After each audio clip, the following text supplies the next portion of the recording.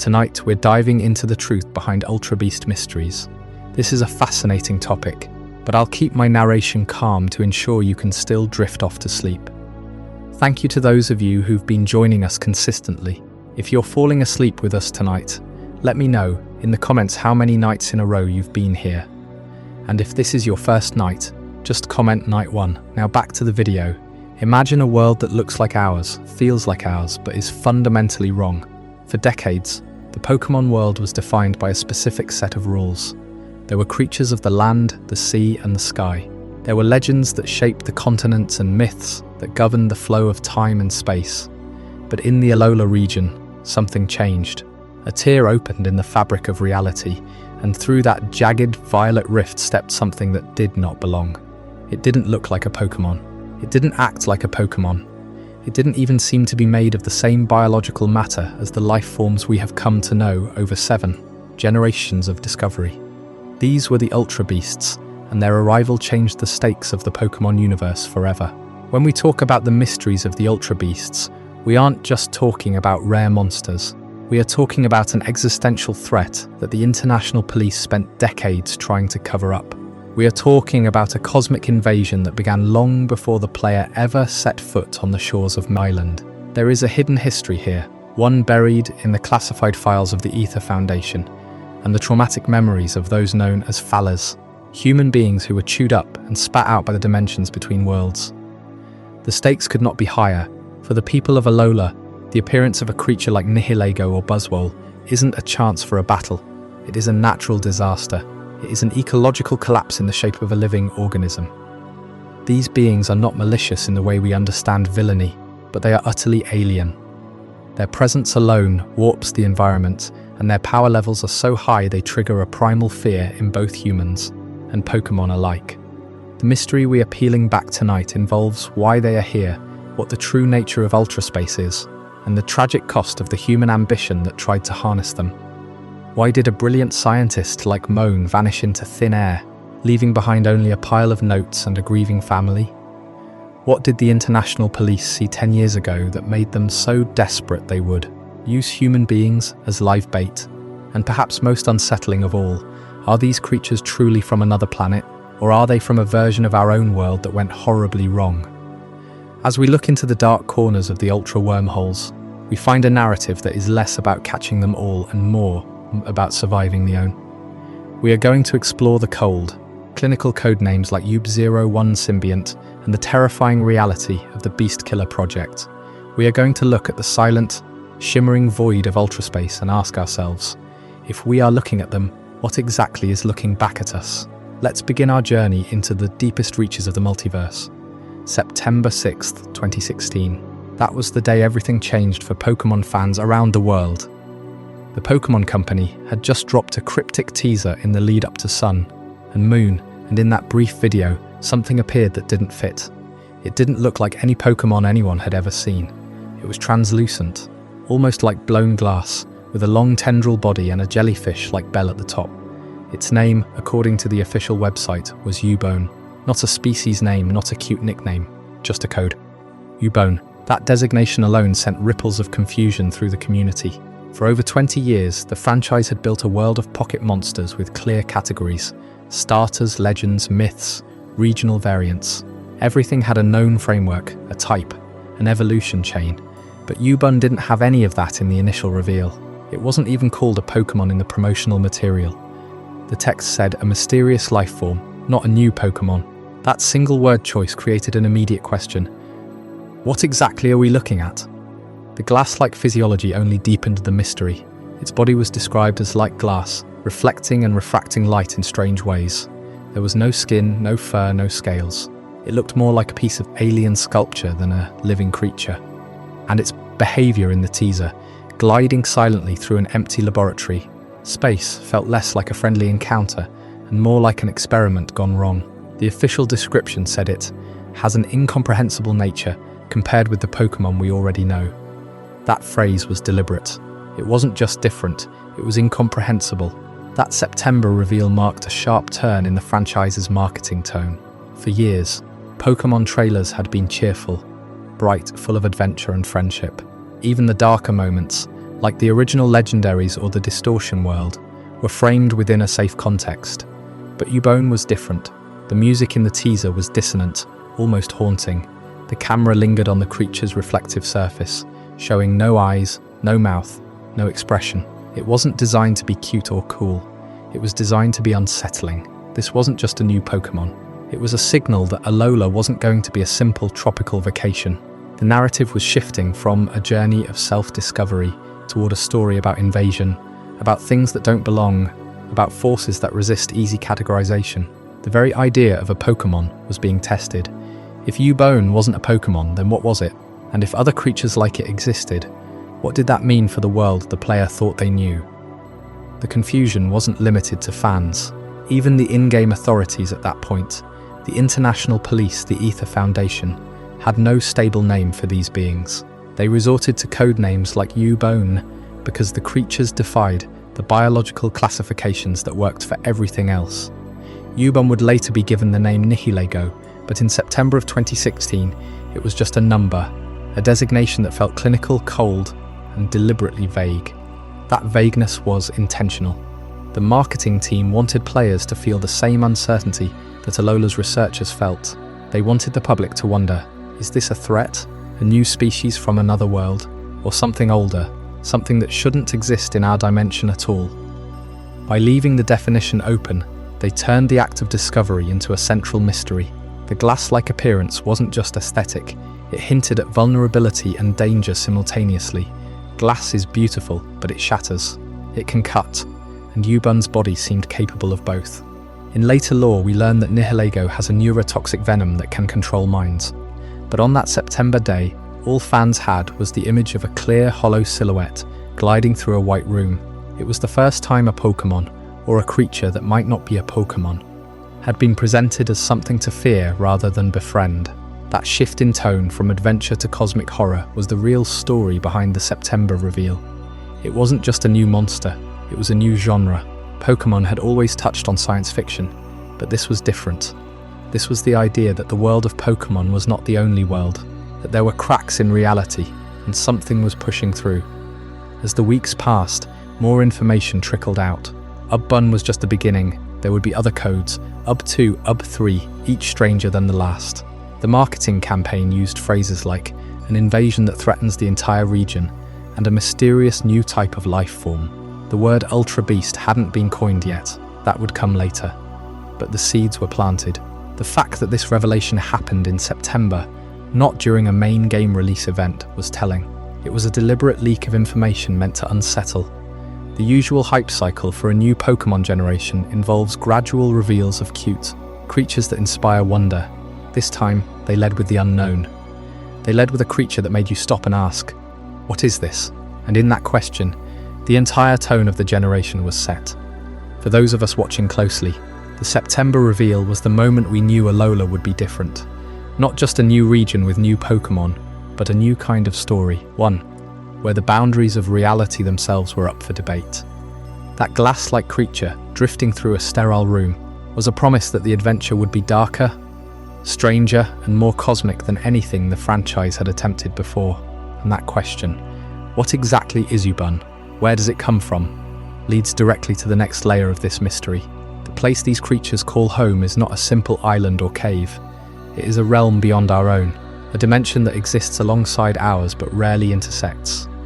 Understanding Ultra Beasts means understanding the world they came from, and that world is called Ultra Space.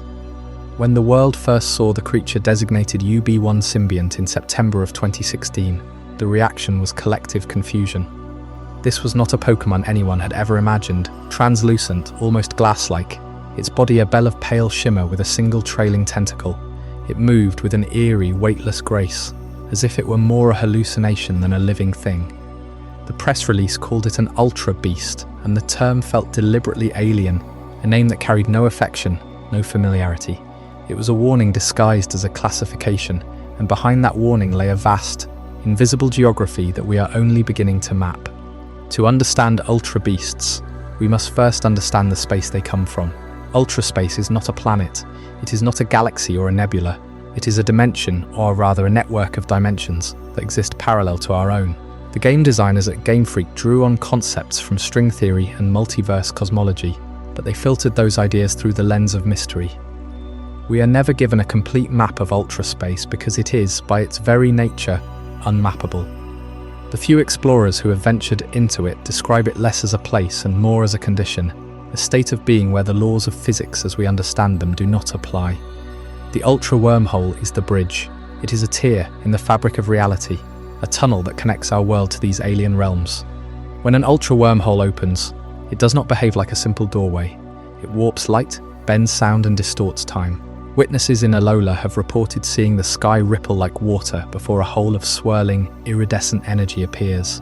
The colours are wrong, too saturated, or shifting into spectrums the human eye struggles to process. The air around the wormhole becomes charged with static, sometimes causing electronic devices to malfunction or to pick up strange frequencies that sound like distant rhythmic breathing. That is not a metaphor.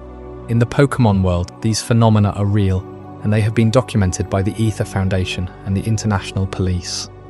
Now, what makes the Ultra Wormhole so crucial is its role as a bridge for invasive species. This is the core of the crisis in Alola.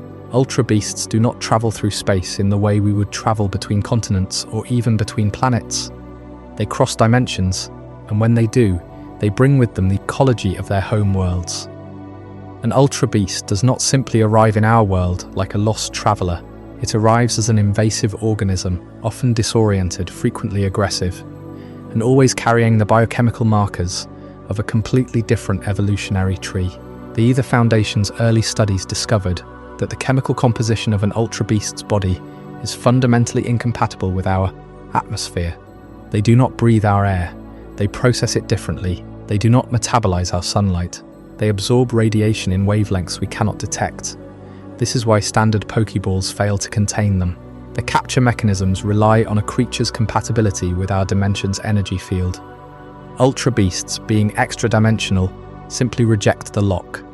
That incompatibility is why Ultra Space is considered the most hostile environment in the franchise's history. It is not just that the physical conditions are extreme, though they are. In the ultra-deep sea, for example, the pressure would crush any ordinary Pokémon in seconds.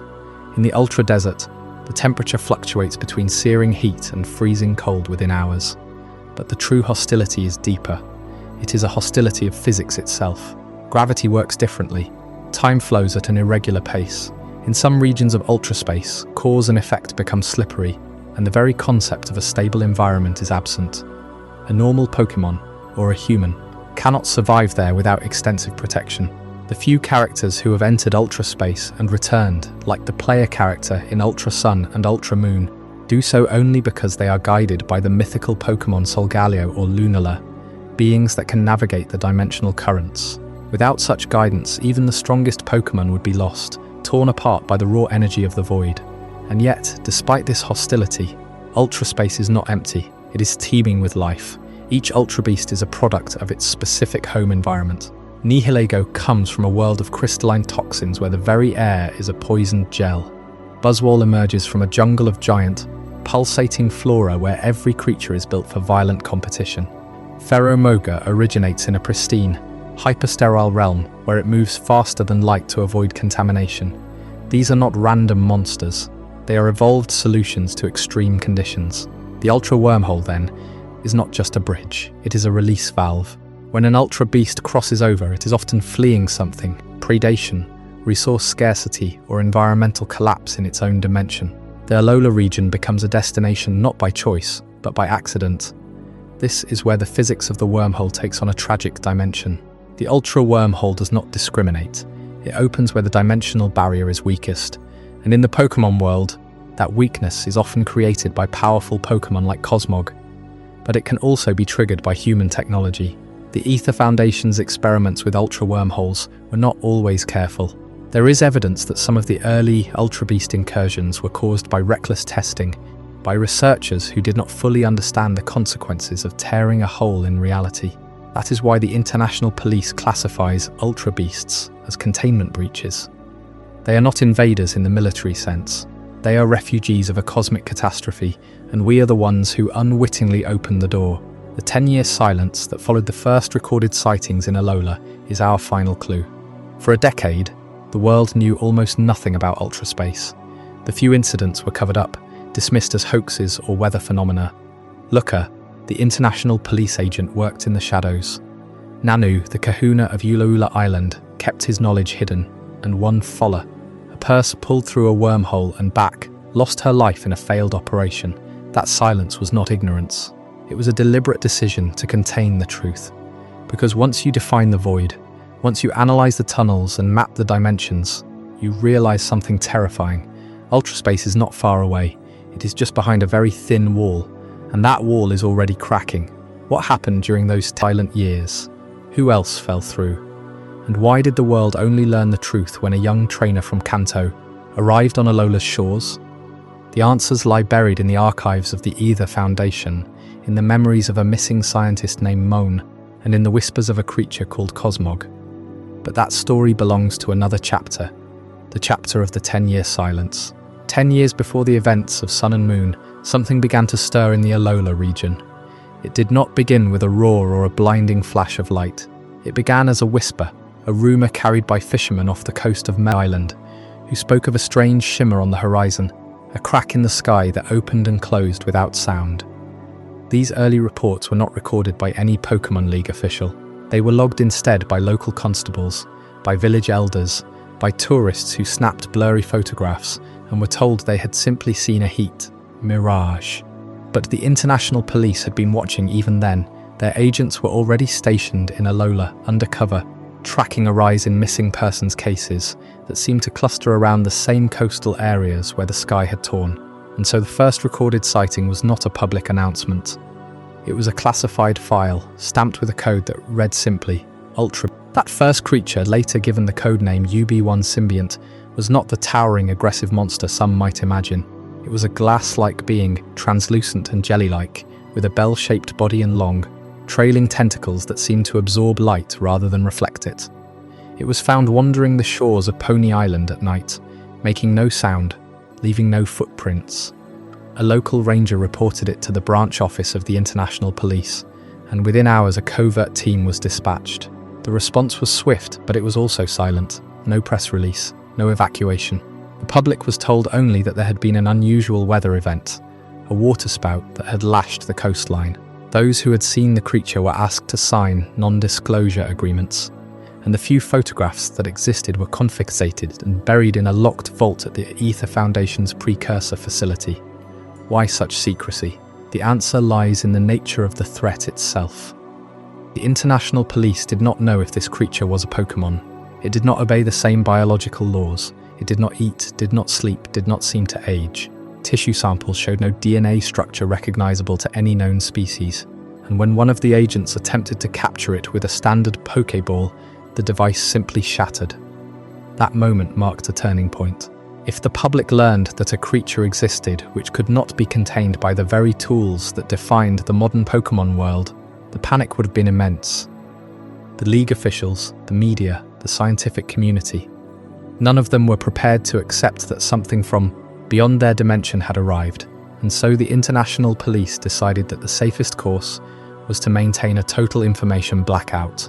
The world would not learn about Ultra Beasts until they were forced to, nearly a decade later, when the wormholes began opening in earnest.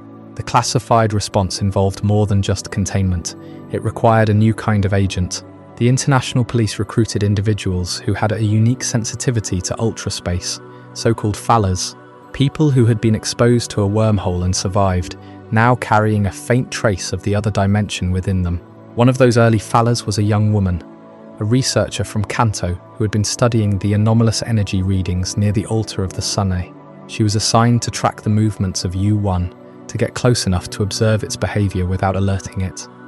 For 3 weeks, she followed the creature from a distance, noting its patterns, its feeding habits, its eerie silence. But on the 23rd day, something went wrong. The wormhole reopened without warning, and was pulled back into ultraspace. The Folla, caught in the gravitational distortion, was dragged partway through. She survived for a few minutes after the portal closed, but the dimensional trauma was too severe. She died in a field hospital on Alola Island, and her report was sealed under the highest classification level. That incident taught the international police a brutal lesson. Ultra beasts were not simply dangerous because of what they could do physically. They were dangerous because of what they represented, a breach in the fabric of reality itself. And if the public learned that humans could be lost to that void, that a person could be erased from existence by a simple misstep near a wormhole, the social order would crack. So the silence held. For 10 years, the international police worked in the shadows, cataloguing each new ultra beast that slipped through, developing specialized capture technology, and building a network of informants and fallers who could sense the wormholes before they opened. The Aether Foundation, still in its early days, was brought into the loop as a civilian research partner, but even its scientists were told only what they needed to know. The public, the trainers, the ordinary citizens of Alola, they went on with their lives, unaware that their islands had become a gate between worlds. But the silence could not last forever. The wormholes were growing more frequent, and the ultra beasts more diverse. By the time the events of Sun and Moon begin, the international police had already identified at least a dozen distinct species. Their classification system, built on those first hard-won lessons, used alphanumeric codes to avoid giving the creatures names that might sound familiar or harmless. U1 Symbiont, U2 Absorption, U2 Beauty. Each designation was a reminder that these beings defied ordinary taxonomy. And the fallers, those few who had brushed against ultraspace and survived, were the key to tracking them. Their bodies resonated with the same strange energy that the wormholes emitted, making them living instruments of detection. Yet every faller knew the risk. The woman who died on Ulaula Island was not the last. Others would follow, their fates recorded in files that most of the world will never see. This is the story of the 10-year silence.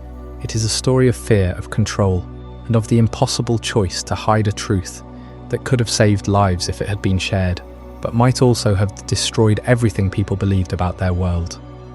The international police did what they thought was right. They contained the threat, they studied the creatures, they kept the peace. But in keeping the peace, they also kept the knowledge of ultraspace locked away from those who needed it most. And when the silence finally broke, it was not because they chose to speak. It was because the wormholes had grown too wide to hide. But there was one other element to those early encounters that would eventually become its own chapter of this story. A phenomenon so strange that it would redefine what it meant to be touched by ultraspace. That is what we will explore next in Chapter 4, the Faller Phenomenon. 10 years before the official reports reached the public, before the international police began assigning code names like UB1 Symbiont, something else had already happened in Alola. Something that involved people, not just creatures. The ultra wormhole that opened during that first breach did not close cleanly. It left behind traces, and it also left behind a haunting aftermath that would only be fully understood later. The phenomenon known as fallers. A faller is not a scientific term you will find in any standard Pokédex.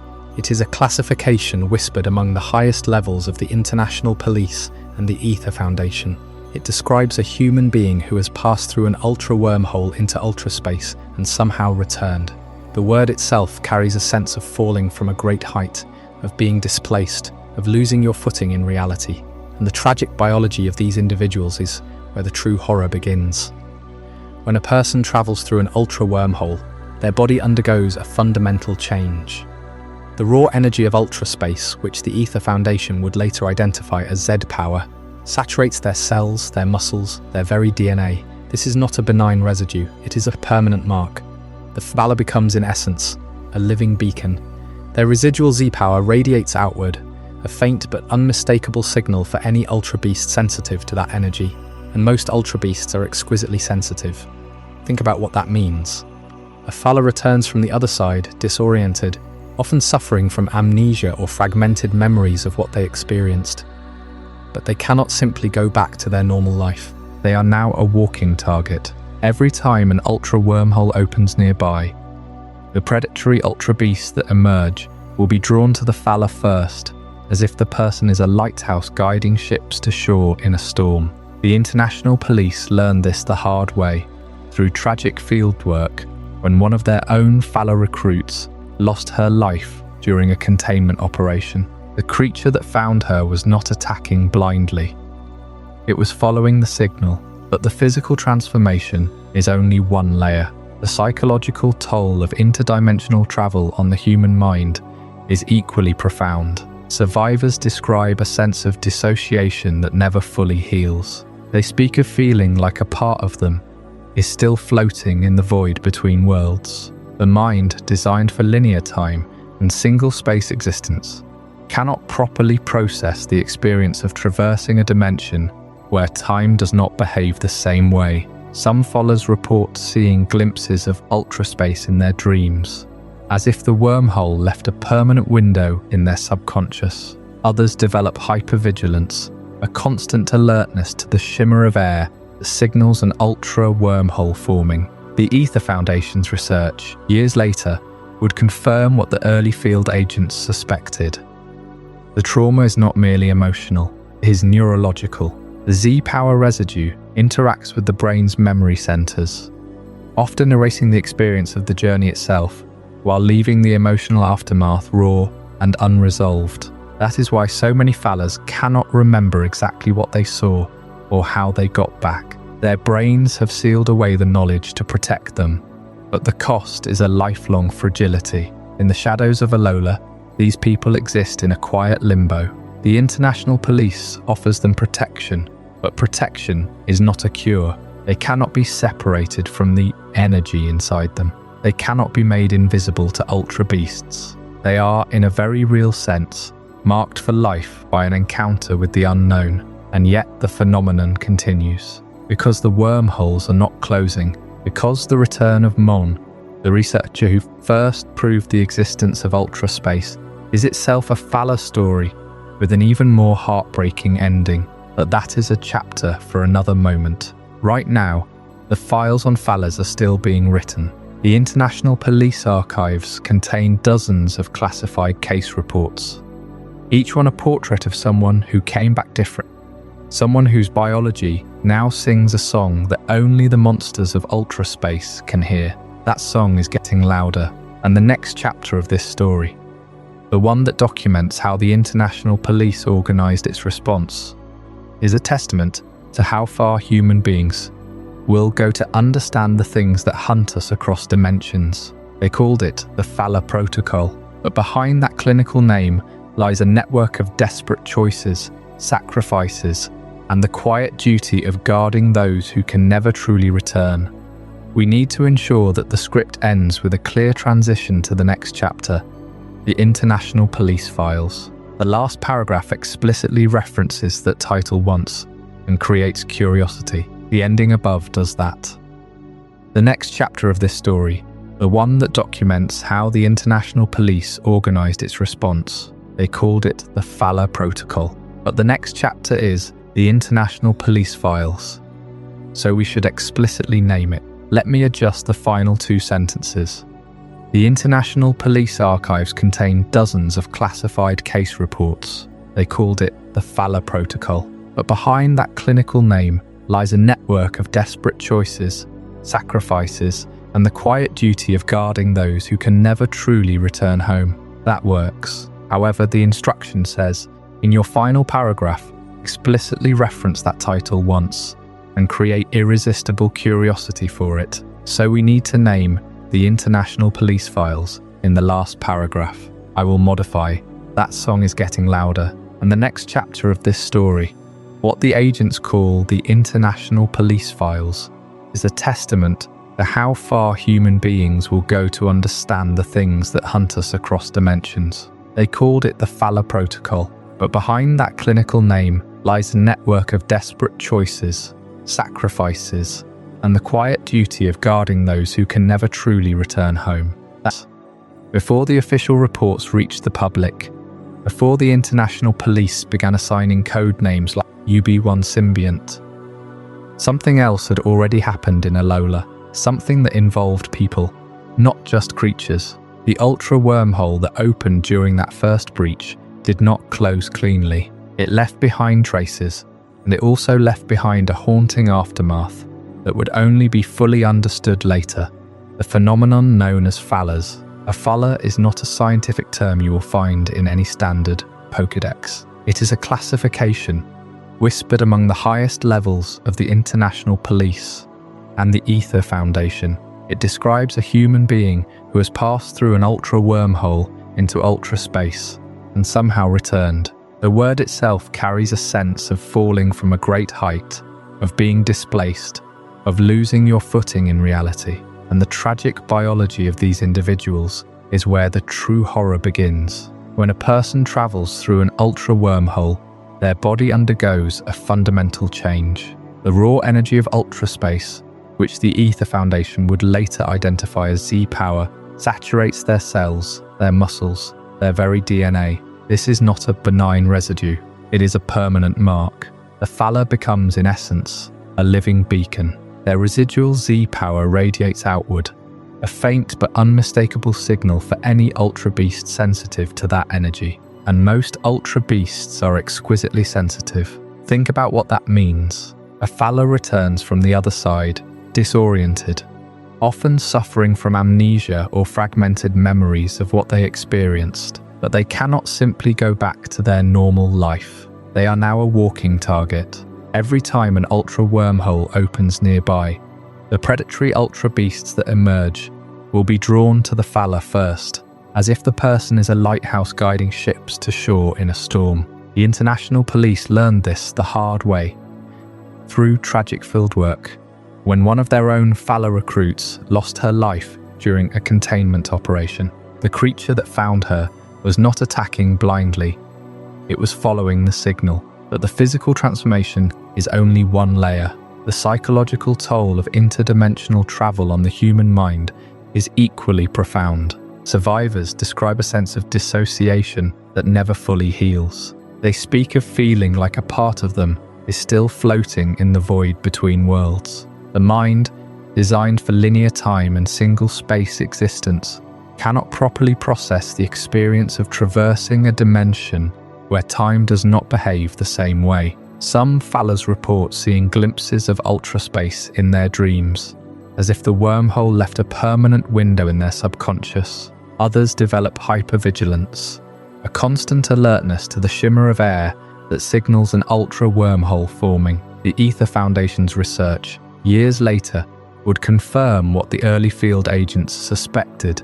The trauma is not merely emotional, it is neurological. The Z-power residue interacts with the brain's memory centers, often erasing the experience of the journey itself, while leaving the emotional aftermath raw and unresolved. That is why so many phalas cannot remember exactly what they saw or how they got back. Their brains have sealed away the knowledge to protect them. But the cost is a lifelong fragility. In the shadows of Alola, these people exist in a quiet limbo. The international police offers them protection, but protection is not a cure. They cannot be separated from the energy inside them. They cannot be made invisible to ultra beasts. They are, in a very real sense, marked for life by an encounter with the unknown, and yet the phenomenon continues. Because the wormholes are not closing, because the return of Mohn, the researcher who first proved the existence of ultraspace, is itself a phala story, with an even more heartbreaking ending. But that is a chapter for another moment. Right now, the files on phalas are still being written. The International Police Archives contain dozens of classified case reports, each one a portrait of someone who came back different, someone whose biology now sings a song that only the monsters of ultraspace can hear. That song is getting louder, and the next chapter of this story, what the agents call the International Police Files, is a testament to how far human beings will go to understand the things that hunt us across dimensions. They called it the Phala Protocol, but behind that clinical name lies a network of desperate choices, sacrifices, and the quiet duty of guarding those who can never truly return home. The previous chapter left us with the haunting image of a phala, a human being forever changed by their passage through an ultra wormhole. The Z-power that lingers in their body, once a gift from the guardian deities of Alola, becomes a beacon, a signal fire in the darkness of ultraspace. It draws the ultra beasts, creatures that do not see a person, but see something like a homing beacon, a point of entry. And this is where our story now turns, to the men who were tasked with tracking that signal. Before the Aether Foundation, before the global panic, before the world even knew the name Ultra Beast, There was a secret unit within the international police, a task force assembled in the shadows, operating on a need-to-know basis. Its members were handpicked for their discretion, their resilience, and their willingness to operate outside the normal chain of command. Among them were two agents whose paths would become forever intertwined with the fate of Alola. One was a man whose name would become legendary in the Force, a detective known for his tenacity and his peculiar, almost theatrical demeanor. The other was a native of Alola, a man familiar with the islands and their myths, a police officer who had seen enough of the darkness in the world to know that some secrets are best left buried. Looker. That is the code name the international police gave to the first of these agents. A man of sharp suits and a sharper instinct, he was obsessive, driven, and utterly dedicated to the truth. But even the truth has its limits, and Looker was about to discover that some truths are too heavy to bear. The other agent, the one who understood the land and its rhythms, was Nanu, a man who already knew the weight of failure. He had walked away from the Force once, but the call to protect his home was not something he could ignore. Together, they formed the core of the Ultra Beast Task Force. Their mission was simple in theory, but impossible in practice. They were to track and observe the Ultra Beasts, the creatures that slipped through the wormholes. They were to document them, to learn their patterns, and to contain the threat before it spread. This was not a mission of capture or of study. This was a mission of surveillance, of keeping a lid on something that had the potential to unravel the very fabric of reality. And for a time, it worked. They mapped the sightings. They interviewed witnesses. They analyzed the strange materials left behind by these beings. They began to understand the rhythm of the wormholes, the ebb and flow of their appearances. But understanding was not the same as control, and control was something they never truly had. The operation that would change everything began with a routine report. A Falla had been identified on the main island of Alola, a woman who had stumbled out of a wormhole near the base of Mount Lanakila. She was confused, disoriented, but alive, and she was radiating Z-power. The task force moved quickly. Looker and Nanu were dispatched to bring her in, to debrief her, to protect her from the inevitable attention of the Ultra Beasts. But the Z-power in her body was not just a beacon. It was a wound, a tear in the fabric of her own biology. The Ultra Beasts could track her, but they could also sense her vulnerability. The mission went wrong before it even began. As Looker and Nanu approached her location, a wormhole opened directly above the clearing where she had taken shelter. It was not a random event. It was drawn. A Nihilego emerged, its glassy body refracting the moonlight, its tendrils reaching out not for the Falla, but for the energy she carried. Looker tried to intervene, tried to create a diversion, but Nanu saw what was happening. He saw the creature's intent. It was not attacking, it was claiming. The woman, still in shock, did not run. She stood frozen as the tendrils wrapped around her, and then she was gone. Not killed in the way we understand death. She was pulled through the wormhole, her body dissolving into light, her scream silenced by the fabric between dimensions. Looker and Nanu were left standing in the empty clearing, the wormhole closing behind her. They had failed. The woman had no name on the official report. She was simply listed as a Falla, a statistic, a casualty of an interdimensional conflict that most of the world would never know about. But Looker and Nanu knew her. They had seen her face, they had heard her voice, and they had been unable to save her. That moment carved a deep groove in both men. For Looker, it hardened his resolve. He became even more obsessed, more driven, pouring every waking hour into learning everything he could about the Ultra Beasts, about Ultra Space, about the mechanics of the wormholes. He would not let another victim slip through his fingers. For Nanu, it sharpened his cynicism. He had seen enough of the cruelty of the world to know that the system does not protect the innocent. The international police, the Aether Foundation, all the grand organizations, they were just trying to manage the chaos, not stop it. He retreated to his role as a kahuna, a guardian of the island in a more traditional sense, but he never forgot the weight of that empty clearing. Their shared trauma became the foundation of their worldview. Alola needed protectors who understood the true cost of the Ultra Beast phenomenon. Not heroes, not scientists, just two men who had seen a woman vanish into the void and knew that they were the only ones left to stand guard. The files from those early years are still sealed. The international police does not acknowledge the existence of the Ultra Beast Task Force, but those who know the story know that Lukka and Nanu were the first line of defense. A pair of flawed, haunted individuals who carried the memory of a nameless follower with them every time they looked up at the sky, wondering when the next wormhole would open. That mission reshaped them both, and it set the stage for the next chapter of this story. A story of a man who would look into the wormhole not as a hunter, but as a scientist, a man driven by a different kind of obsession, a man named Mohn, and the discovery that would change everything. The international police closed their file on the nameless Falla with a single line, "Deceased, cause unknown." But Lukka and Nanu knew the truth. The woman had been marked, dragged through an ultra wormhole, and returned wrong. A residual Z-power had drawn a predator, and the encounter had ended before anyone could intervene. That mission was classified, buried under layers of plausible deniability. It was also the first time the international police realized they were not dealing with rogue Pokémon.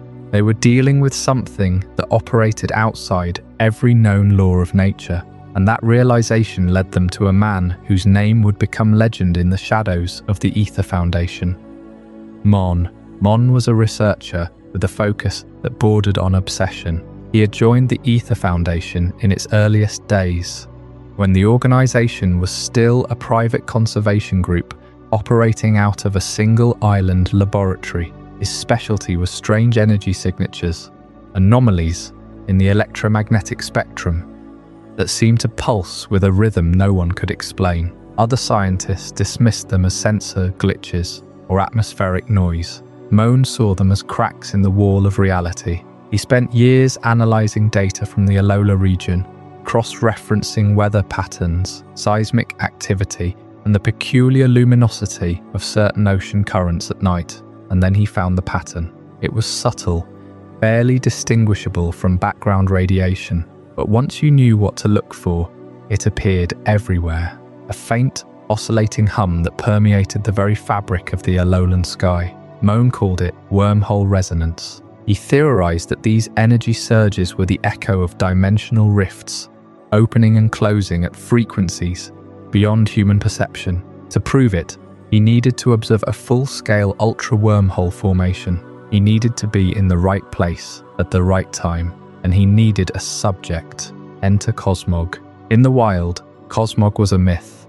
A small cloud-like creature with a star pattern on its head, said to drift through the upper atmosphere. The Aether Foundation captured one during an expedition to the top of Mount Lanakila. It was the first specimen ever brought into captivity. Mohn recognized its significance immediately. The Pokémon's body was composed almost entirely of light elements, and its core emitted a harmonic frequency that matched his wormhole resonance signature. He believed Cosmog was a key, a living, breathing key to the multiverse. Over the course of several months, Mohn conducted experiments. He tested Cosmog's reactions to extreme heat, cold and pressure. He exposed it to concentrated bursts of Z-power. He monitored its stress levels, and he discovered that when Cosmog was under duress, when it felt threatened or afraid, its core would emit a concentrated pulse of energy that tore open a tiny momentary wormhole. The first time it happened in the lab, the rift lasted less than 3 seconds, but it left behind a faint, shimmering afterimage that everyone in the room could see. Mohn had witnessed a doorway into another dimension. He documented everything in a series of notebooks, detailed diagrams of wormhole geometry, calculations of required energy thresholds, observations of how different Cosmog stimuli produce different rift sizes. He became the brilliant researcher who first proved the existence of the multiverse. not through theoretical math or speculative physics, but through direct, repeatable experimentation. The Aether Foundation board was stunned. They had funded a conservation project, not interdimensional exploration. Mohn was called to a private meeting with the president, Lucamine's husband, who was then still alive and deeply involved in the Foundation's operations. The meeting was short. Mohn was told to continue his research, but discreetly. No public announcements, no sharing data with the international police. The Foundation wanted full control over what they had discovered, and so Mohn worked in secret. He constructed a specialized chamber on a remote island facility, designed to safely contain ultra-wormhole openings. He trained Cosmog to produce rifts on command. The rifts grew larger, more stable. Through them, he could see flashes of other worlds. A neon jungle where the trees pulsed with electricity, a desert of glass where the sun burned violet, an ocean of mercury with no sky at all. He was standing on the threshold of infinity, every scientist's dream, every explorer's ultimate prize. But the rifts were not stable. They flickered. They pulled at the air, sucking in loose papers and dust, and sometimes they emitted a low, almost sentient groan. Mohn's notes became increasingly concerned with safety precautions. He wrote about the strange gravitational anomalies near the wormhole. He described a sensation of being watched from beyond.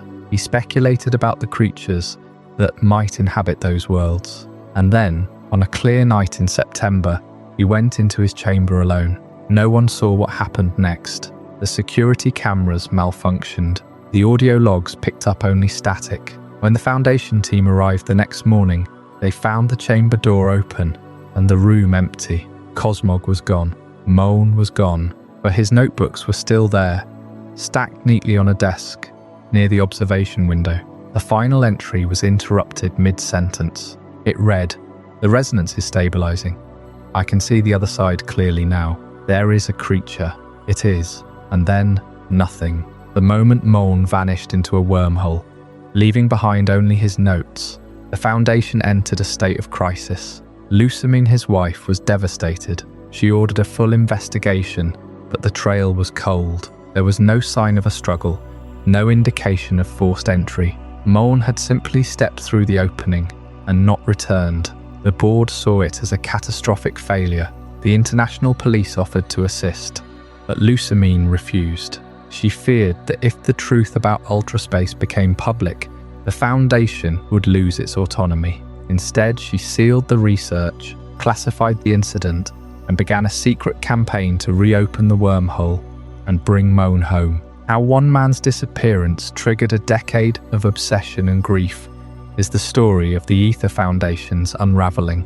Lucamine poured resources into recreating Mohn's experiments. She studied his notebooks obsessively. She hired new researchers, including a young, ambitious scientist named Faber. She demanded results. And when the results did not come fast enough, she grew desperate. She began pushing Cosmog harder, causing it to open larger and larger wormholes. She wanted to travel through them herself. She wanted to find Mohn, no matter the cost.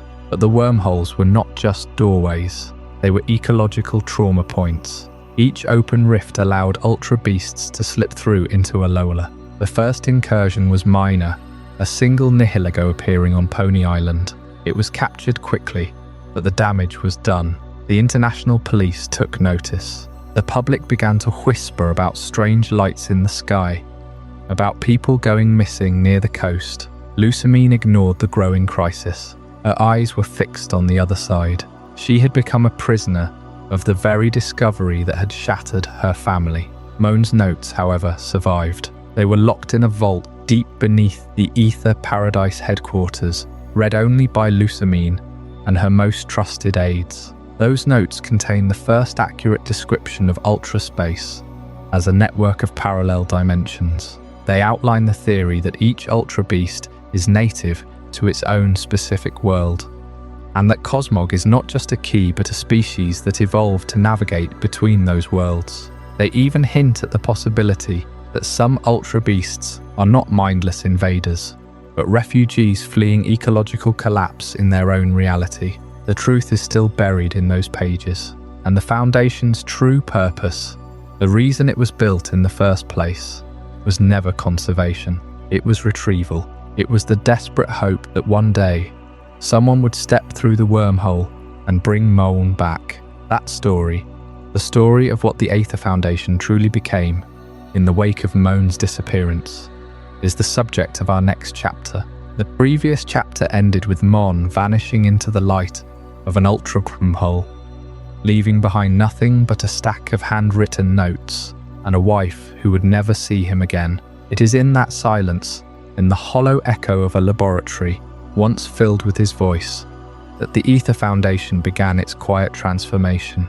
The organization Mohn helped build was never just a sanctuary for orphaned Pokémon, despite what the public believed. From the very beginning, the Foundation had two faces. On the surface, it was a paradise, a vast artificial island floating in the crystal blue waters of the Alola region, staffed by cheerful conservationists who cared for injured and abandoned Pokémon. The Aether Paradise was beautiful, white and clean, with gardens and pools that made it seem like a dream. Tourists and locals alike saw only the loving embrace of a foundation dedicated to healing. But beneath the gleaming surface, hidden behind locked doors and encrypted terminals, another story was being written. When Mohn first proved the existence of ultraspace, the Foundation's true mission became clear. They were not just studying Pokémon, they were preparing for a war they did not yet understand. The notes Mohn left behind described creatures that defied all known biology, creatures that could tear holes in reality itself. If such beings could enter the Alola region, they could destroy everything. So Lusamine, now alone, made a decision. The Aether Foundation would move beyond the facade of a Pokémon sanctuary and become a high-tech research hub dedicated entirely to the study of ultra beasts and ultra space. The construction of Aether Paradise as a fortress for interdimensional study began in secret. New wings were built underground, reinforced with shielding materials capable of withstanding energy signatures from beyond known physics. The laboratories were equipped with containment fields and observation chambers designed to hold creatures that did not obey the laws of the natural world. The public saw only the expansion of a conservation facility. The employees who worked on those levels signed non-disclosure agreements that would strip them of everything if they ever spoke a word, and Lusamine watched it all, cold and calculating. She had once been a grieving widow, a woman who cried alone in her quarters at night, clutching the last photograph of her husband. But grief has a way of hardening a person, of turning soft edges into blades. Lusamine's shift from a grieving widow to a cold, calculating director was not immediate. It was a slow erosion of warmth, replaced by an unyielding obsession. She began to believe that if she could understand ultraspace, if she could open the wormholes herself, she might find him. The research was no longer just about science. It was personal. She poured millions of dollars into the Beast Ball project, collaborating with the head researcher Far Abba to create the technology necessary to capture ultra beasts without harming them. But her motives were not purely scientific. She wanted control. She wanted to command the very forces that had stolen her husband. And as the Foundation's resources grew, so did her reach. The international police began to notice. But they had no authority over a privately funded research organization on an artificial island in the middle of the ocean. By the time the first ultra beasts began appearing in Alola with greater frequency, the Aether Foundation was already prepared. They had the beast balls, the containment protocols, and the trained personnel. They had a fortress built for the sole purpose of studying the unknown. And they had Lusamine, a woman who would stop at nothing to unlock the secrets of the wormholes, even if it meant sacrificing the very ideals the Foundation was supposed to represent. But there is a line between curiosity and obsession, between protecting the world and bending it to your will. And as we will see in the next chapter, Project Beast Killer, that line is about to be crossed. The Aether Foundation had built its paradise as a fortress, a gleaming, impossible structure floating above the ocean, a monument to human ambition and scientific control. But a fortress implies a siege, and by the time the last panels of steel were welded, the question was no longer whether the Ultra Beasts would come, but how to stop them when they did. The early reports from the international police painted a chilling picture. Standard Pokémon, even fully evolved, well-trained partners, were utterly outmatched. The creatures from Ultraspace did not obey the same biological rules. They moved with alien grace, struck with unfamiliar energies, and left behind contamination that could scar a landscape for years. The Aether Foundation's researchers pored over the data from the 10-year silence, from the Fowler incidents, from the classified files that Lusamine had quietly acquired, and they reached a conclusion that would define their darkest chapter. They needed a weapon that could fight a god, so they decided to build one. Project Beast Killer was born in the deepest laboratories of Aether Paradise, far below the public sanctuaries and the guest quarters. It was a name that spoke to its purpose: cold, clinical, absolute. The goal was not to capture or study. The goal was to annihilate. And to achieve that, the Foundation turned to an ethically forbidden practice: the synthesis of life. They collected genetic material from some of the most powerful Pokémon known to the Alola region and beyond. Dragons of legend, mythical creatures whose very existence was a statement of natural supremacy, and even the rare artificial beings that had been created in other times and places. They spliced, edited, and recombined these codes in a desperate attempt to forge a new species, one that could adapt to any Ultra Beast threat. The result was a chimera, a biological weapon given form. They called it Type Null. Type Null was designed to be a blank slate, a vessel that could absorb the strengths of any Pokémon and repurpose them against an interdimensional foe.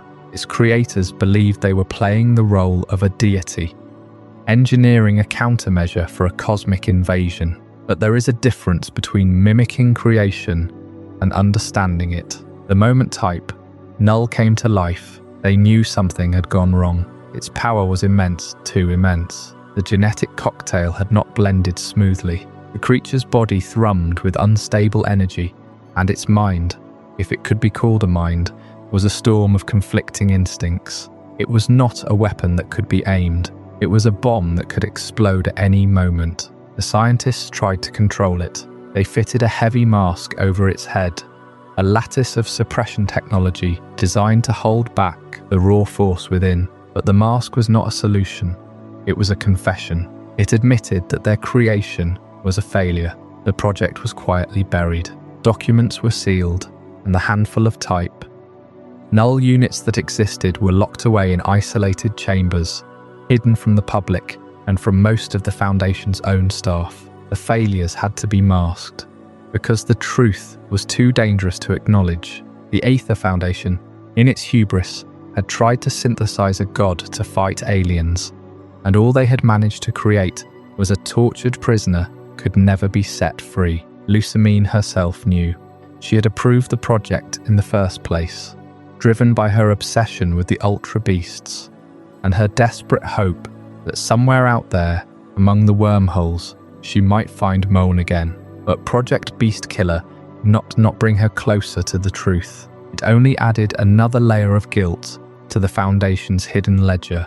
The weapon lay dormant, while the real threats continued to slip through the cracks of reality, and one of those threats was already watching. A presence from the other side that did not announce itself with claws or beams of light, but with a quiet, parasitic patience. It would not be stopped by any synthetic god.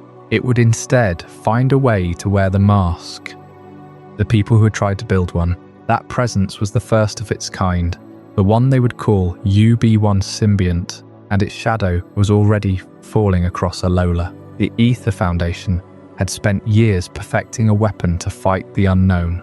Project Beast Killer had given them Type Null, a chimera designed to strike down any Ultra Beast. But what they had not prepared for, what no amount of genetic engineering could counter, was the creature that did not need to fight, the creature that simply waited to be found. This is a deep dive into UB1, Nihilego and its parasitic relationship with hosts. Nihilego is the first Ultra Beast ever catalogued, the one that set the pattern for everything that followed. Its codename Symbiont suggests a partnership, a mutual benefit. The reality is far darker. What Nihilego offers is not symbiosis, but slow, complete consumption of the self. When a Nihilego attaches itself to a host, it injects a potent neurotoxin through its tentacles. This toxin does not kill, it does not paralyze. Instead, it works on the deepest layers of the mind, unlocking every hidden desire, every suppressed impulse, every yearning the host has ever buried. Neurotoxins that amplify human desire, while stripping away morality, turn the victim into a puppet that dances to its own most selfish tune. The host becomes more expressive, more open, more driven, but they also become hollow. Their moral compass dissolved by the venom. They want what they always wanted, but now there is nothing to stop them from taking it. Lucamine of the Aether Foundation was the most famous victim. She had always been passionate, obsessive in her search for Mohn, but after prolonged exposure to Nihilego, that passion curdled into something monstrous. She no longer cared for her children, for the Foundation, for the Pokémon she once claimed to protect. All that remained was the desire to open more wormholes, to find her husband, to possess the beauty of the Ultra Beasts. Nihilego did not create those desires. It simply removed the barriers that kept them in check. This is why Nihilego is considered the most insidious of all Ultra Beasts. Other Ultra Beasts break things. They drain energy, they crush cities, they consume matter. Nihilego breaks people. It does not need to destroy a body when it can hollow out a soul. The host still walks, still talks, still pursues their goals, but they are no longer themselves. They are a vehicle for the symbiont's quiet, patient feeding. In the wild, Nihilego drifts through ultraspace like a ghostly jellyfish, trailing its tendrils. It is not aggressive. It does not hunt. It simply waits. When a creature draws near, curious or unaware, Nihilego attaches. The process is gentle at first, almost comforting. The host feels euphoria, clarity, a sense of purpose. That is the trap. By the time they realize they are losing themselves, it is far too late. The Aether Foundation's records describe one early incident, a researcher who got too close during a containment breach. She was found hours later, still standing, still smiling, but unable to recall her own name. Her eyes were fixed on the ultra wormhole, as if it held the answer to a question she could no longer remember. She had to be restrained. The Nihilego was removed, but the damage to her psyche was permanent. The neurotoxin had rewired her reward system so thoroughly that ordinary life felt meaningless. There is a terrible poetry to Nihilego's method. It does not steal your will, it amplifies it. Every choice you make under its influence is your own. You are not possessed by a demon. You are simply given the freedom to become the worst version of yourself. And that is a horror no beast ball can contain. The creature's physical form is deceptively simple. A translucent bell, a ring of tentacles, a body that seems almost fragile. But inside that bell, researchers have found traces of a complex neural network, one that resonates with the host's own brainwaves. Nihilego does not just inject toxins, it syncs with the host, reading their memories, their fears, their hopes. It uses that information to tailor its influence. It becomes the perfect tempter because it knows exactly what you want. In ultraspace, Nihilego is not alone. There are entire ecosystems where these creatures drift among crystalline forests and seas of light. They are not predators in the traditional sense. They are parasites, but they are also gardeners. They spread their influence across worlds, shaping civilizations from within. The implications are chilling. If Nihilego can do this to a single human, what could it do to a society? The Ultra Beast crisis in Alola was narrowly contained, but the wormholes remain open, and somewhere beyond them, the Symbiont still waits. The attempt to classify these entities, to give them names and numbers, was an attempt to impose order on chaos. But some things resist categorization. Some horrors do not fit neatly into a taxonomy. The international police may have assigned UB1 its code, but that does not make Nihilego any less alien. It only gives us the illusion of understanding. There is a reason the Aether Foundation focused so heavily on type, null, on brute force and containment, because the alternative, trying to understand a creature that feeds on desire, that turns your own longing against you, is too close to madness. Better to arm yourself with a weapon than to look into the eyes of something that sees your heart. And yet the story of the Ultra Beasts is not just about the monsters themselves. It is about the humans who tried to name them, to capture them, to use them. It is about the bureaucracy of terror. The way fear is catalogued and filed away. The Taxonomy of Terror is a subject that reveals as much about us as it does about the creatures we try to understand. Because the lines we draw between friend and foe, between natural and unnatural, are not as clear as we pretend, and the deeper we dig, the more we realise that the true horror might be the system we built to keep ourselves safe. They called it UB1 Symbiont first. That was the code name the international police stamped onto the creature that would later be known as Nihilego, a string of letters and numbers, stripped of any poetry, any hint of personality. UB stood for Ultra Beast, and the -01 meant it was the first they had ever catalogued. But behind that cold designation lay something far more unsettling. The realization that you cannot fight what you cannot name. Before the Aether Foundation stepped in, before the world of Alola knew what was spilling out of those shimmering rifts in the sky, the Ultra Beasts existed only as fragments of terror. Eyewitness reports from 10 years before the events of Sun and Moon described creatures that seemed to shift between shapes, that left victims hollow-eyed and vacant. The international police, working with local officers like Nanu, had no vocabulary for these things. They defaulted to the language of threats: anomalous entity, subject 0, unknown life form. Each label was an attempt to shrink the unknown down to something a bureaucrat could file away. But a code name is not a true name. A code name admits that you do not understand what you are dealing with. It is a placeholder, a confession of ignorance dressed up as procedure. So when the Aether Foundation inherited Mohn's research and began its own classification system, they did something that went far deeper than simple rebranding. They gave the Ultra Beasts scientific names. Those names, Nihilego, Buzzwole, Pheromosa, Xurkitree, were drawn from Latin and Greek roots, from fragments of old languages that suggested something about each creature's nature. Nihilego, for example, combines nihil, meaning nothing, with ego, meaning self, a self that is nothing, a being that exists as a void wrapped in a bell. The act of naming is the first step toward control. Once you can call something by a word, you have pinned it to the world.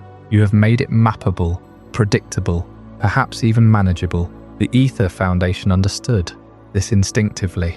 By giving these alien beings Linnaean-style monikers, they were asserting that Ultra Beasts could be studied, contained, and ultimately used. But there was a darker side to this taxonomy. The very process of classification, when applied to living beings, carries a bureaucratic chilling effect. When you refer to a creature as UB2 absorption, you are no longer talking about a creature at all. You are talking about an object, a variable in an equation, a problem to be solved.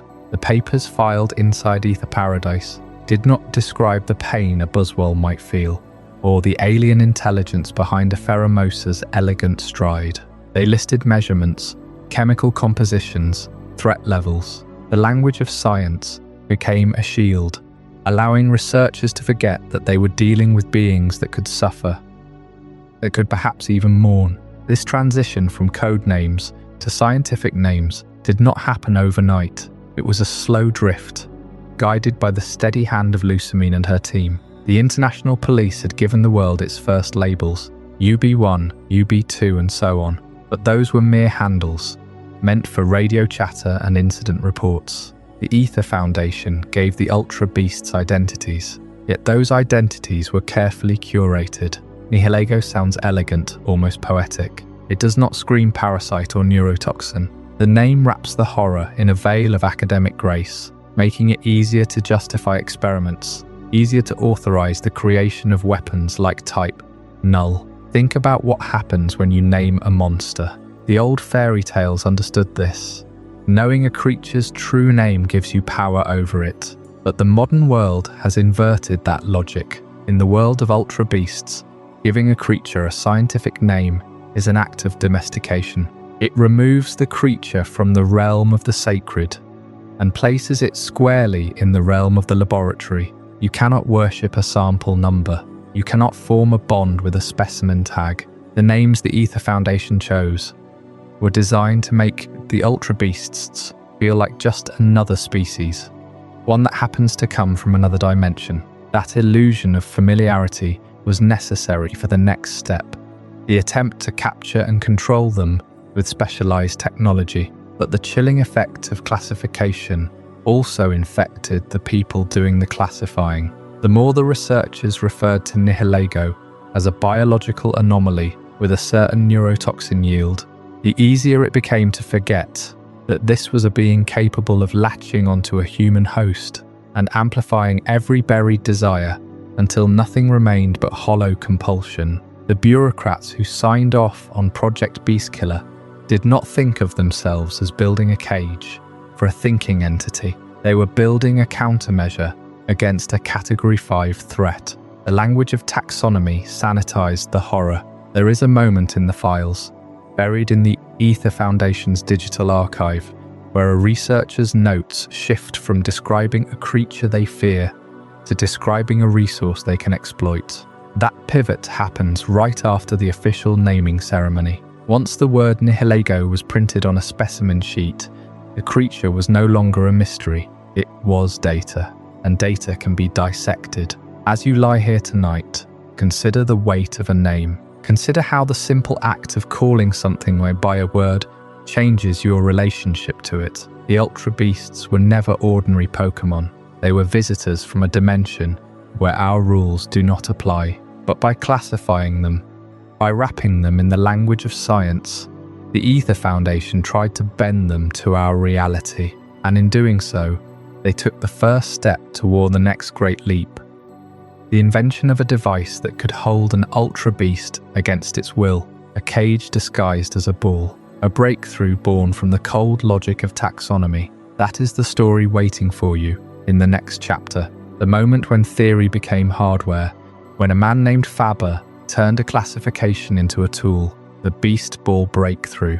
Before we dive deeper into this incredible journey, I'm curious, where in the world are you watching this from? Drop a comment below and let our global community know.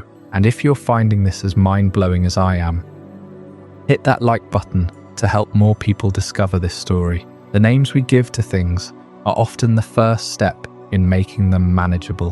When the Aether Foundation moved from fearful code names like UB1 Symbiont to the more familiar Nihilego, they were not just rebranding a threat. They were attempting to build a cage of understanding around something that had no natural place in our world. But a name alone cannot contain a creature made of exotic matter. The real breakthrough came not in language, but in hardware. Faber, the Aether Foundation's branch chief, and a man of considerable ego and ambition, found himself facing an impossible problem. Standard Pokeballs are designed to interact with the biological and energetic signatures of native Pokémon.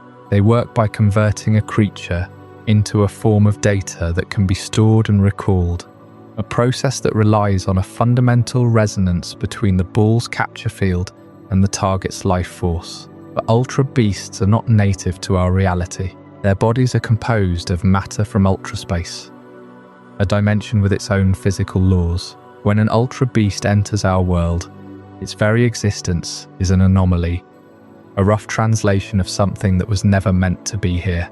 The energy patterns that a normal Pokeball seeks to lock onto simply do not exist in the same way. Faber realized that the standard capture technology was blind to these creatures. The ball would close, but the Ultra Beast would not be converted into data because its identity was written in a language no Pokeball had ever been taught to read. This was not a matter of power, it was a matter of recognition. The ball could not see the Ultra Beast as something to be caught. It saw only a void where a signature should be.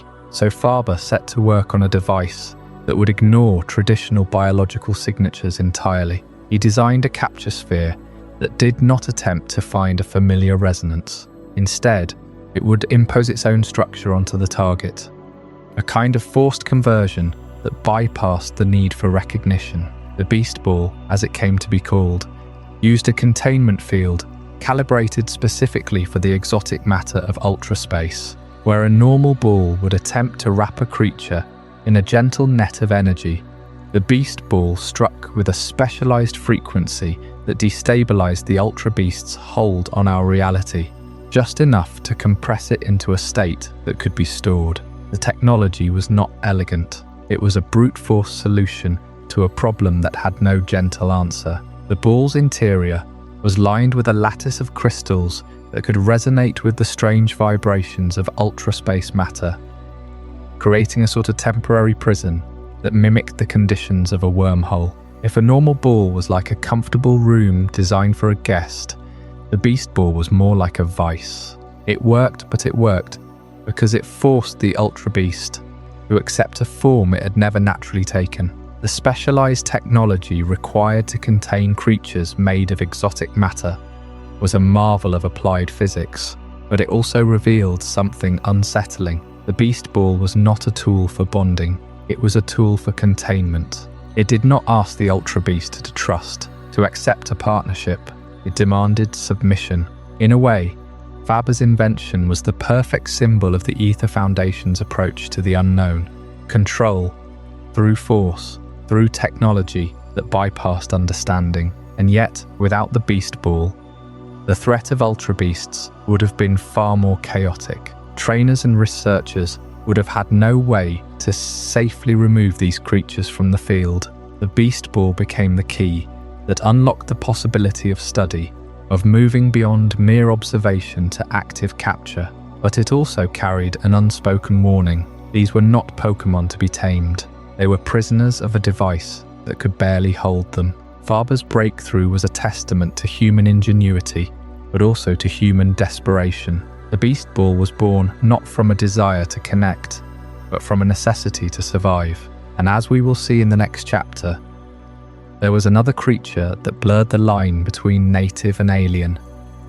A being whose very existence challenged everything, thought it knew about the boundaries between worlds. That creature was Cosmog, the Nebula child, a being so fragile and yet so powerful that it could open doors to dimensions no Beast Ball was ever meant to reach.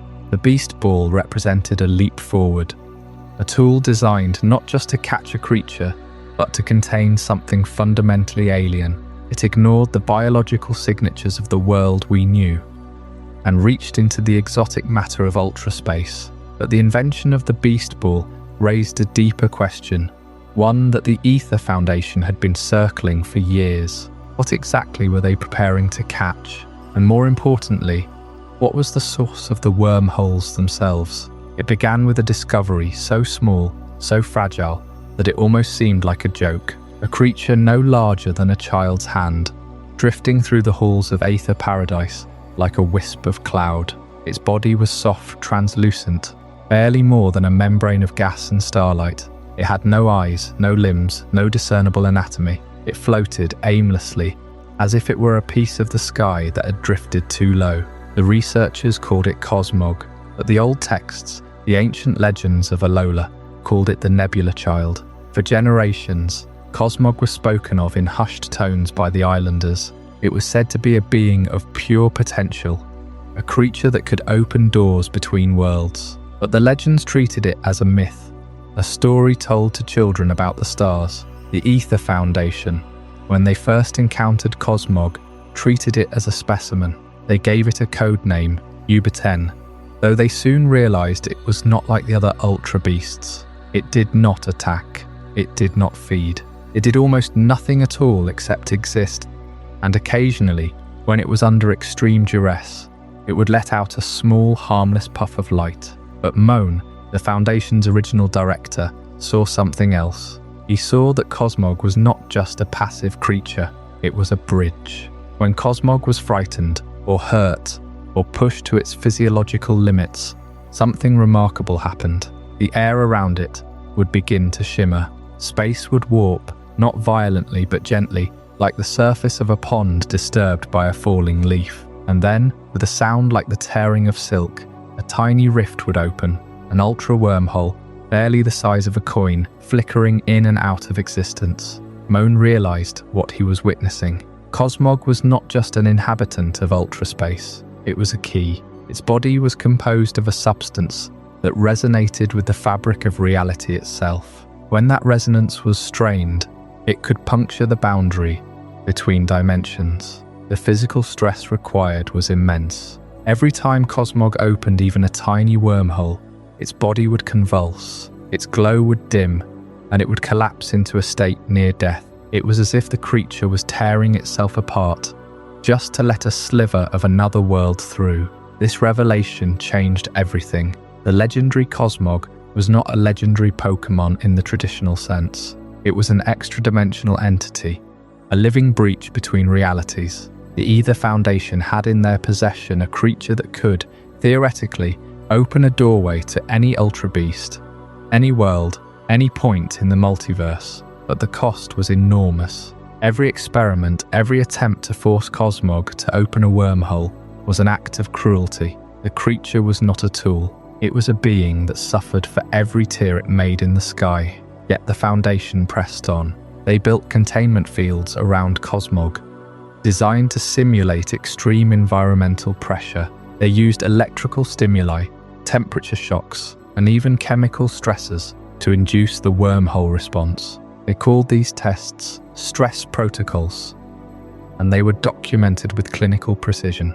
But the ethical implications of experimenting on the star cloud, as they affectionately called it, were staggering. This was not a wild animal being studied in a lab. This was a child of the cosmos, a being that existed in a state of perpetual vulnerability. It could not defend itself.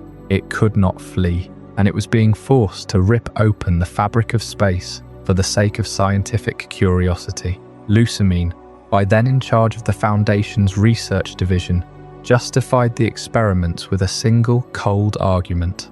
If Cosmog could be controlled, if they could unlock the secret of its dimensional tears, they could save Alola from the chaos of the Ultra Beasts. They could close the wormholes permanently, or if necessary, they could open them on their own terms. But the truth was darker. The experiments were not just about control, they were about power. The ability to cross dimensions at will was a weapon, and Cosmog was the trigger. Day after day, Cosmog was subjected to the stress protocols. Its body would flicker, its form would destabilize, and then it would scream. Not a sound that could be heard with ears, but a vibration that resonated in the bones of everyone nearby, a psychic wail that spoke of pain beyond comprehension. And when the wormhole finally opened, it would be a perfect circle of violet light, leading into a starless void. The researchers would send probes through, collect data, and then let Cosmog collapse back into its exhausted, nearly lifeless state. One researcher, a young woman, whose name was later redacted from the records, wrote in her notes that she could no longer watch the experiments without feeling sick. She described Cosmog as a child, a being that had never asked to be torn from its home, a being that was being broken for the sake of ambition. Her concerns were dismissed. She was transferred to another department, but her words survived, hidden in the Foundation's archives, a quiet testimony to the cost of discovery. The ethical implications of Aether's experiments on the star cloud were not abstract. They were written in the suffering of a creature that could not speak, could not fight, could not even cry out in a way that most people would understand. But those who worked with Cosmog knew.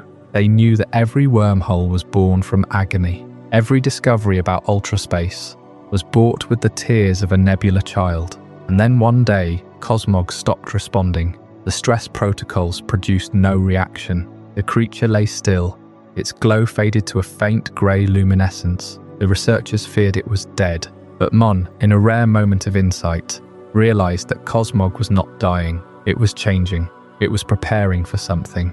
The Nebula child was about to become something else entirely. That transformation would set in motion a chain of events that would shake Alola to its core. The Alola crisis was about to begin. Cosmog is a creature of paradox. It appears fragile, helpless, even infantile, yet it carries within its body a power that can undo the very structure of reality. When placed under extreme duress, when fear or pain pushes it beyond its limits, Cosmog reacts not by fighting, but by tearing open the fabric of space itself. This is not a metaphor. The creature's stress response is a wormhole, and on a quiet afternoon over the Alola region, that response became the most terrifying event the islands had ever witnessed. The sky did not darken gradually, it fractured.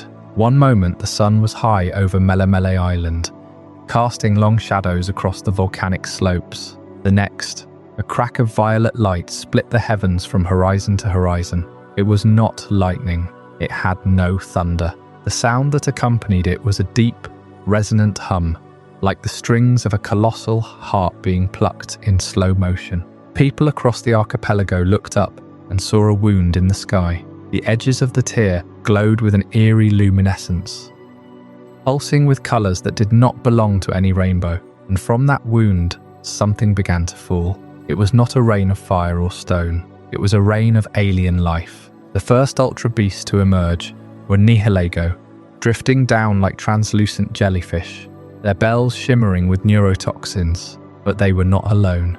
Bulky shapes crashed into the forests of Ula, leaving craters and shattered trees. Slender, insectoid figures darted across the beaches of Akala, their movements too fast for the human eye to track. The ecosystem of Alola, an intricate web of native Pokémon that had evolved in isolation for millennia, had no defense against invaders from ultraspace. The natural order was not just disrupted, it was annihilated in pockets. Wingull colonies abandoned their nesting cliffs.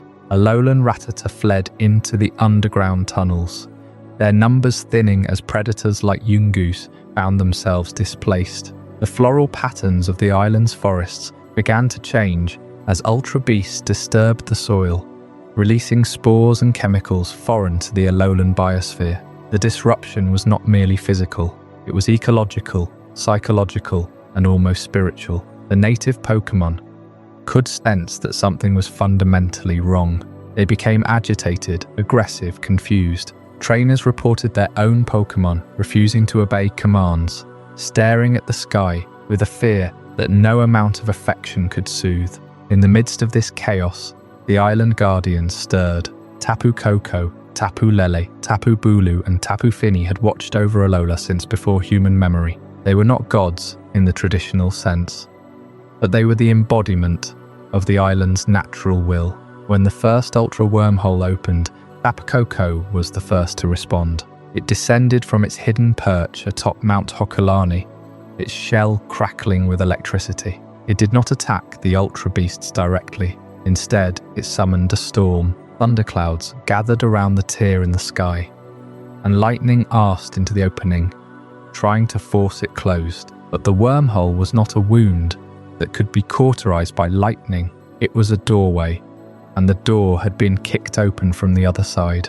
Tapu Lele's response was gentler, but no less immediate. It spread its scales over the land, releasing a pink mist that calmed the panicked Pokémon below. But even its soothing aura could not reverse the damage already done. Tapu Bulu rooted itself in the center of Alola, its vines stretching across the island, trying to re-establish the sense of territory that Ultra Beasts were trampling over.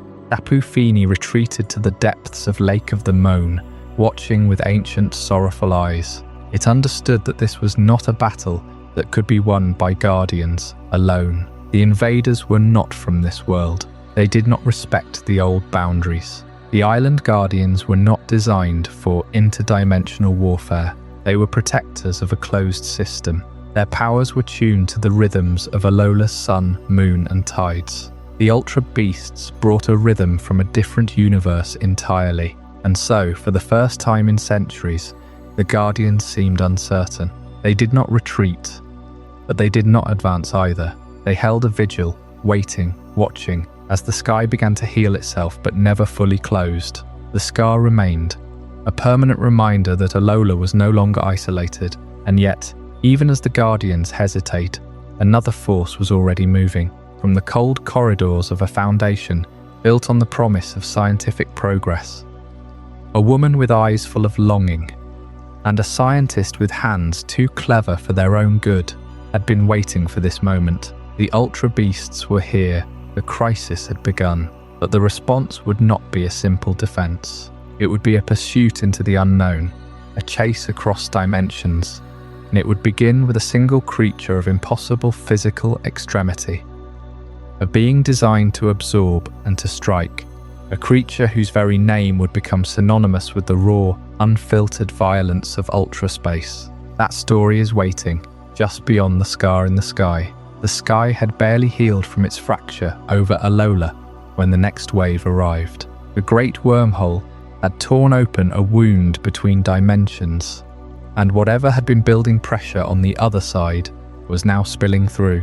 The first Ultra Beast, Nihiligo, had been a strange and unsettling introduction. A creature that looked like a jellyfish, but behaved like a parasite, capable of rewriting the minds of its hosts. But if Nihilego represented the psychological dimension of the invasion, the next two arrivals represented something far more direct. They were the physical extremes. UB2 was not one creature, but two. Each assigned the same codename because they arrived so close together that the international police initially believed they were witnessing a single species in two forms. They were wrong. What had come through the wormhole were two entirely different beings, each one a biological concept pushed so far past natural limits that they had become something alien. They were Buzzwole and Pheromosa, and together they would demonstrate just how diverse the horrors of ultraspace could be. Buzzwole was designated UB2 Absorption, and from the moment it appeared in the jungles of Ulaula Island, it became clear that this was a creature built for one purpose. It stood on two legs like a humanoid figure, but that was where any resemblance to anything familiar ended. Its body was covered in a chitinous exoskeleton that seemed almost impossibly dense, with bulging muscle-like structures that looked less like biological tissue and more like armor plating that had been inflated from within. It had 4 arms, each one tipped with razor-sharp claws, and a head that resembled some kind of monstrous mosquito, with a long proboscis that could pierce through almost any material. The first reports from witnesses described it as a bodybuilder that had been fused with an insect. But that description did not capture the sheer wrongness of the thing. Buzzwole did not just look strong. It looked as if strength had been abstracted from the concept of muscle and given physical form. The research teams at Aether Foundation were stunned by what their scans revealed. Buzzwole's body density was unlike anything recorded in any known Pokémon species. Its muscles were not composed of the same protein structures found in native life. Instead, they appeared to be built from fibers that could contract with a force 10 times greater than any Earth-based equivalent. Its exoskeleton was not just hard, it was practically indestructible under normal conditions, capable of withstanding direct impacts from fully powered Pokémon attacks without so much as a scratch. And then there was the absorption. The UB2 Absorption codename came from Buzzwole's ability to drain something from its environment, though what exactly it was draining took time to understand. It would hover over patches of vegetation and draw some invisible essence out of the plant life around it, leaving the leaves withered and the soil barren. It was not drinking water or eating matter in any conventional sense. It was absorbing energy at a fundamental level, pulling the vitality out of everything it touched. This is where the ecological devastation began in earnest. The Alolan jungles had evolved in isolation for millennia, a delicate balance of tropical flora and fauna that had adapted to the volcanic soil and the ocean winds. They were not prepared for Buzzwole. The creature moved through the undergrowth like a living bulldozer, not out of malice, but out of simple biological necessity. Its body required an enormous amount of energy to maintain, and the jungles of Alola were the only source it could find. It would enter a clearing, and within minutes, the vibrant green canopy would begin to yellow. The smaller Pokémon that lived in those trees would flee, their instincts screaming at them to escape something they had never encountered before. Some did not flee fast enough. Buzzwole did not hunt them in the way a predator hunts prey, but its mere presence was lethal. The energy absorption did not discriminate between plant and animal. Anything living within its radius was drained. The Aether Foundation emergency response teams tried to contain it. They deployed specialized barriers designed to block Ultra Beast movement, but Buzzwole simply smashed through them. They tried luring it with synthetic energy sources, but it was not interested in electricity or artificial power. It wanted the raw life force of the natural world. The jungles of Alola began to look like a patchwork of dead zones, brown and grey circles cut into the green like a disease spreading across the land. The local kahuna and the island guardians attempted their own interventions, but Tapu Bulu, the guardian of Ula, seemed almost as confused by the creature as everyone else. It had never encountered anything like this, and its traditional methods of protecting the island were designed for threats that followed the rules of this world. And then there was the other half of UB2.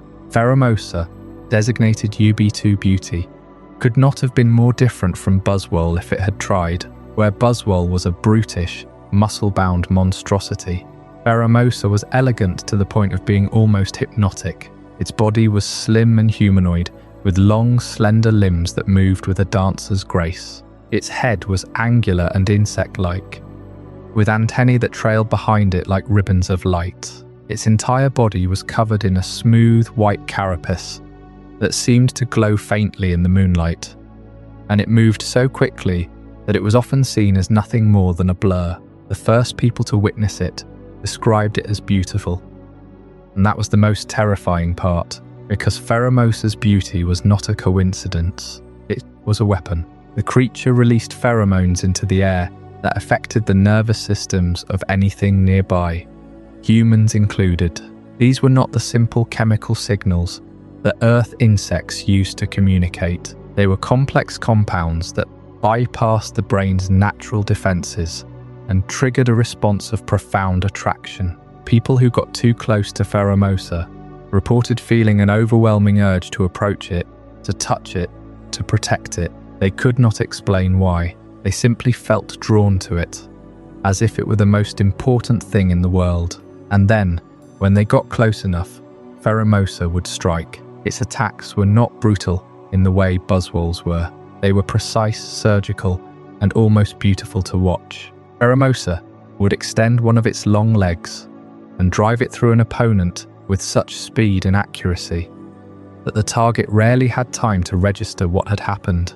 Its kicks were so powerful that they could shatter stone, and its movements were so swift that it could strike multiple targets in the span of a single heartbeat. But it did not need to fight most of the time. Its pheromones did the work for it, drawing in victims who came willingly to their own destruction.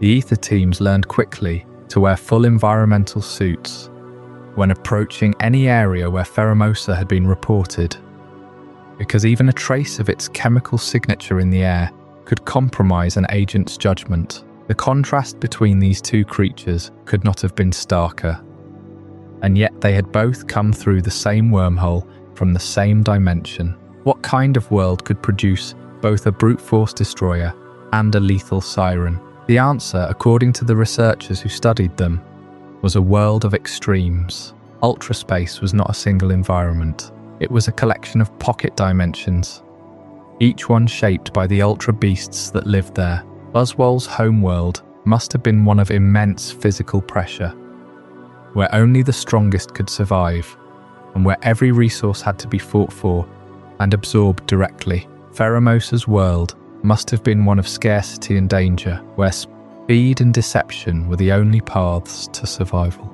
These were not monsters designed to invade Alola.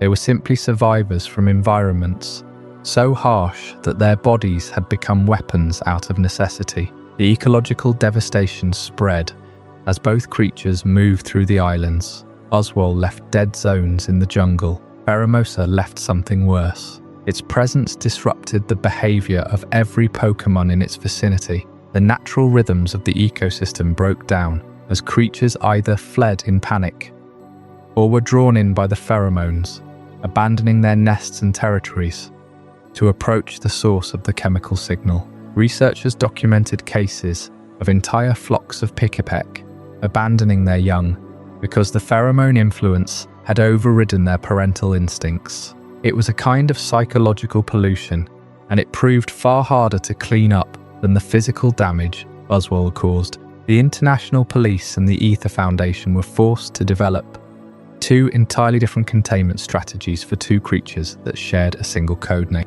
For Buzzwole, they used heavy suppression teams with specialized energy dampening equipment designed to starve it of the life force it needed.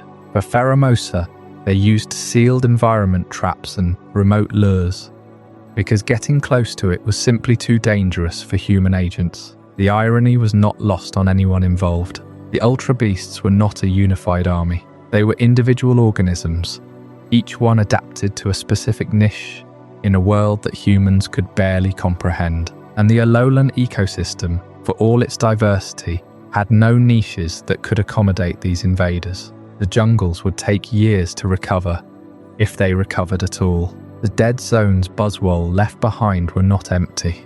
They were sterile. The soil had been drained of microbial life. The seeds that fell there did not sprout. The streams that ran through those areas carried no nutrients. It was as if Buzzwole had pulled the very concept of fertility out of the land and taken it with it into whatever corner of ultra space it had retreated to. And the behavioral scars left by Pheromosa were even more insidious. The Pokémon that had been affected by its pheromones displayed altered behavior for weeks afterward, skittish and confused, their natural instincts scrambled by an alien chemical that their bodies had no way to process. This was the real cost of the Ultra Beast invasion. It was not the immediate danger of being attacked, though that danger was real. It was the slow, grinding destruction of a world that had never been designed to withstand these creatures. Buzzwole and Pheromosa were not evil. They were not agents of some cosmic villain. They were simply biological organisms doing what biological organisms do, surviving and reproducing, and following the imperatives written into their alien DNA. But those imperatives were incompatible with life on Earth, and the collision between the two worlds was devastating. The question that haunted the researchers was a simple one. If two of these creatures could cause this much damage, what would happen when more came through? And the answer was already forming on the horizon. Because the great wormhole had not closed, it was still open, and the next Ultra Beast was already making its way through, pulled by some instinct or attraction toward the world that had opened a door to its own. That next arrival would not be a physical force like Buzzwole, or a chemical manipulator like Pheromosa. It would be something stranger, something that did not even seem to be made of flesh and blood at all. It would be Xurkitree, and its arrival would teach Alola that energy itself could be a form of life. But that is a story for the next chapter. After the sheer physical extremity of Buzzwole and Pheromosa, the next Ultra Beast to arrive in Alola seemed almost like a contradiction. It was not built for combat or speed. It had no visible muscles, no chitinous armor, no weaponized limbs, yet its presence was arguably more unsettling, because it attacked something far more fundamental than flesh and blood. The very energy that powers modern civilization. This was UB3 lighting, later given the name Xurkitree. The first confirmed sighting took place during a violent thunderstorm in the coastal city of Heihea. Residents reported seeing a strange silhouette moving through the rain, a tangled mass of glowing cables that seemed to writhe and pulse with its own internal light. At first, witnesses assumed it was a downed power line, perhaps arcing dangerously in the storm, but then it moved. It detached itself from a telephone pole and began to climb, wrapping its long, wire-like appendages around the high-voltage transmission lines. The city's lights flickered. A transformer exploded several blocks away. Within minutes, a district of 30,000 homes went dark. This was the bizarre incident that first brought Xurkitree to the attention of the international police and the Aether Foundation. The creature was not attacking people. It was not rampaging through buildings. It was feeding. It had found the region's electrical grid and was siphoning current directly from the lines, absorbing energy the way a plant absorbs sunlight. The storm had masked its arrival, and the blackout only deepened the confusion. But when the sun rose and the rain stopped, the glowing beast was still there, wrapped around a metal lattice tower like some strange parasitic vine, its body humming with a low, almost musical frequency. It did not flee, it did not fight. It simply continued to consume. The response team was baffled. Standard containment procedures rely on understanding a creature's biology, its vulnerabilities, its methods of attack. But Xurkitree had no visible organs, no mouth, no digestive tract, no heart. Its entire body appeared to be a dense network of flexible, conductive filaments, each strand glowing with a faint blue light. Biopsies were impossible. The material could not be cut with ordinary tools, and when researchers attempted to isolate a sample, the severed segment merely dissolved into a burst of static electricity. The creature did not seem to notice the injury. It simply regrew the lost portion from the main body. This led to the first serious theories about Xurkitree's homeworld. If its anatomy was so radically different from any known life form on Earth, what kind of environment could have shaped it? Some researchers proposed that Xurkitree originated on a planet where the atmosphere was a constant electrical storm, where the ground itself was made of conductive crystals, and where organic matter had never evolved. On such a world, the only viable form of life would be a being that could harvest, store, and manipulate electricity as a primary resource. Xurkitree might not be a predator or a herbivore in any sense we understand. It is a living generator, a walking capacitor, a creature that breathes voltage and feeds on current. Others went further, suggesting that Xurkitree's lack of traditional anatomy might indicate that it is not a creature in the conventional sense at all. It could be a colony of self-organizing electrical filaments, a swarm of microscopic units that coordinate to form a single consciousness. There is no brain to target, no central nervous system to disrupt. It can lose entire limbs without dying, because it does not have a self the way we do. Its being is distributed across its entire structure.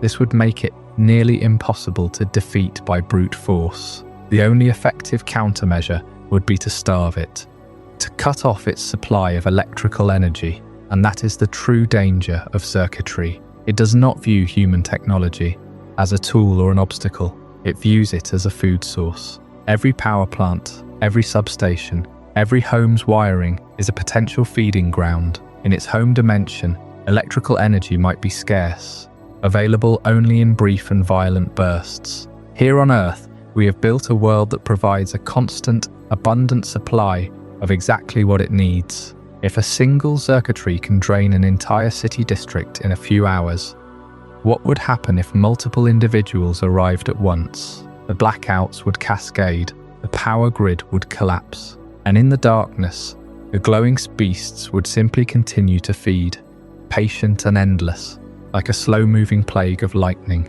But even that scenario, as terrifying as it is, pales in comparison to what came next, because Xurkitree was not the only Ultra Beast that saw our world as a source of sustenance. There were others, even more alien, that looked at our metals and minerals and saw something just as edible. Their presence would challenge everything we thought we knew about the relationship between life and matter.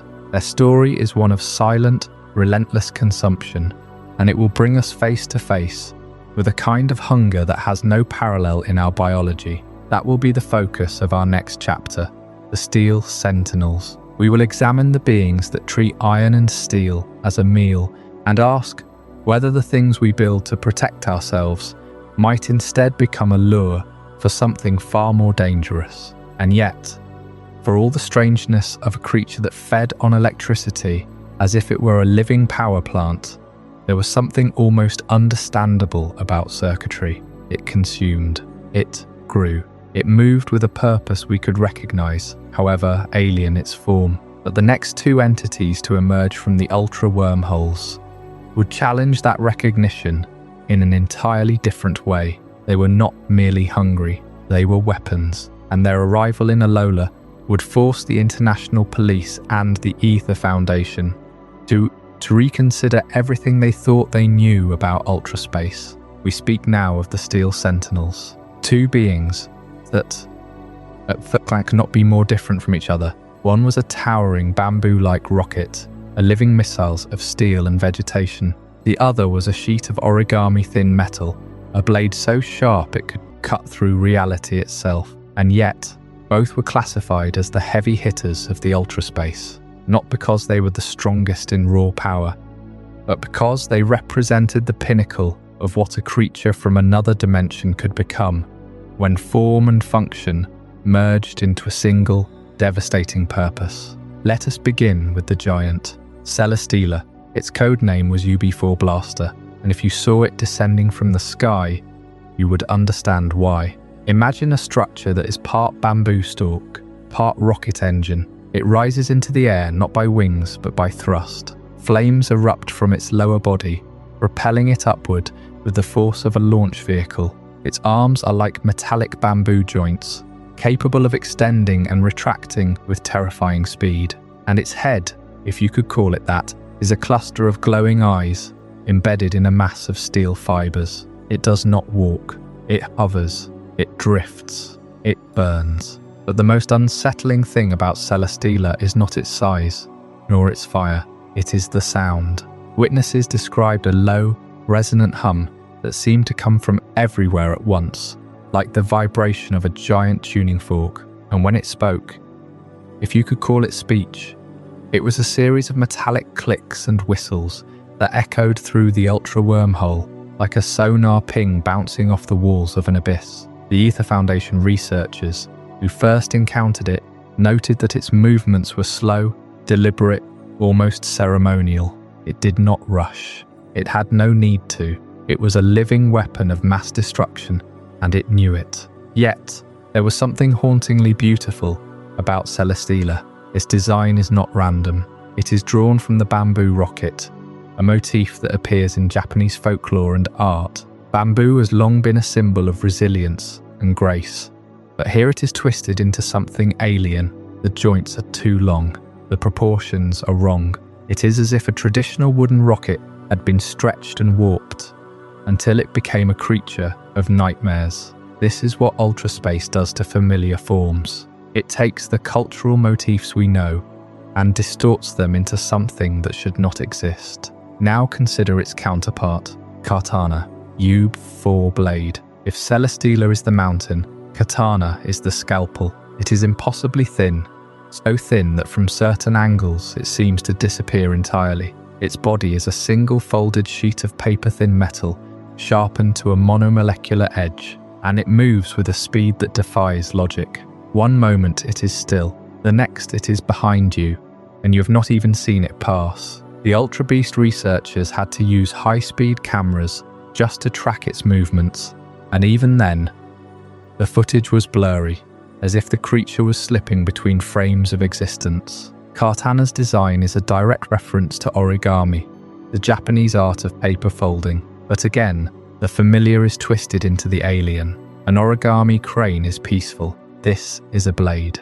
An origami flower is delicate. This is a razor. The folding is not decorative. It is functional. Each crease is a cutting edge. Each fold is a potential slice through flesh, through steel, through the very fabric of the ultra wormhole. It is said that a single katana can cut through a steel beam as easily as a gust of wind tears a leaf from a tree. And yet, for all its lethality, katana is not aggressive in the way we understand aggression. It does not hunt. It does not rage. It simply exists, and its existence is a threat to everything that comes near it. The international police learned this the hard way when they attempted to contain one. The creature did not attack them.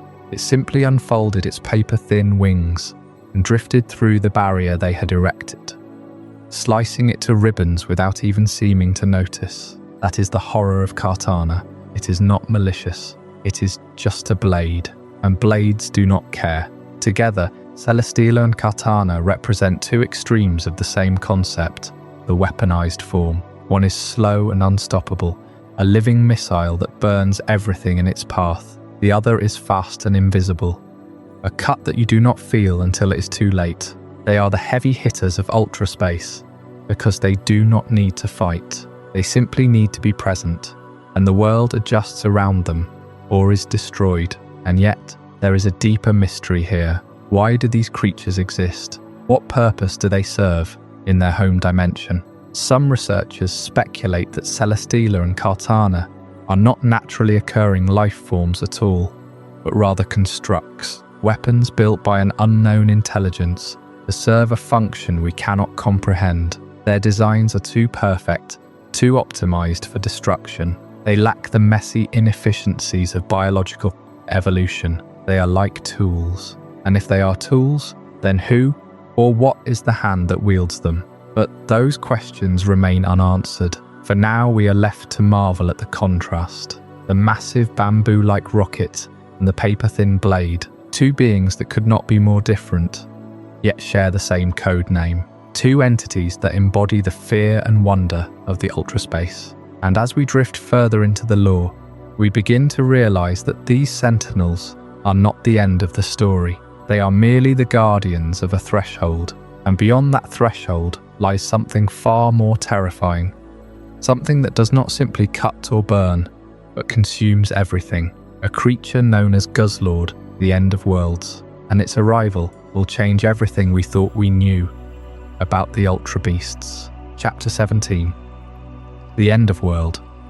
From the towering Celesteela, a living rocket ship that might one day launch itself back into the cosmos, and the razor-sharp Kartana, a blade so thin it could sever dimensionality itself. We turn now to a beast that represents the opposite of precision, where Celesteela was built for upward escape and Kartana for surgical loss. Guzzlord is built for consumption. It is an entity that does not travel, does not cut, does not move with any sense of grace. It simply devours, and it never stops. There is a name given to this creature by the Aether Foundation, a name that carries the weight of a warning. UB5 Gluttony, but the species is better known by its common name, Guzzlord, and its classification as the Junkivore Pokémon. The unofficial species designation for Guzzlord is the End of Worlds. Not a destroyer in the sense of smashing cities or burning forests, but a consumer of everything in its path. It is a walking four-armed mouth. The terrifying ecology of the Junkivore is unlike anything else in the known Pokémon world. Guzzlord does not hunt, does not stalk prey, does not need to. It simply opens its massive jaw and pulls in anything within reach. Dirt, rock, steel, concrete, living creatures, entire buildings, whole landscape. Its stomach is reported to be an endless void, a digestive system that can process any material and turn it into raw energy for growth. There is no waste. Everything it consumes becomes fuel for further consumption. Researchers who have studied ultra wormhole recordings describe watching Guzzlord move through a forest in ultra space. The forest was not set ablaze or shattered, it was erased. The creature walked forward, lowering its head like a plough, and the trees, the earth, the very soil vanished into its gullet.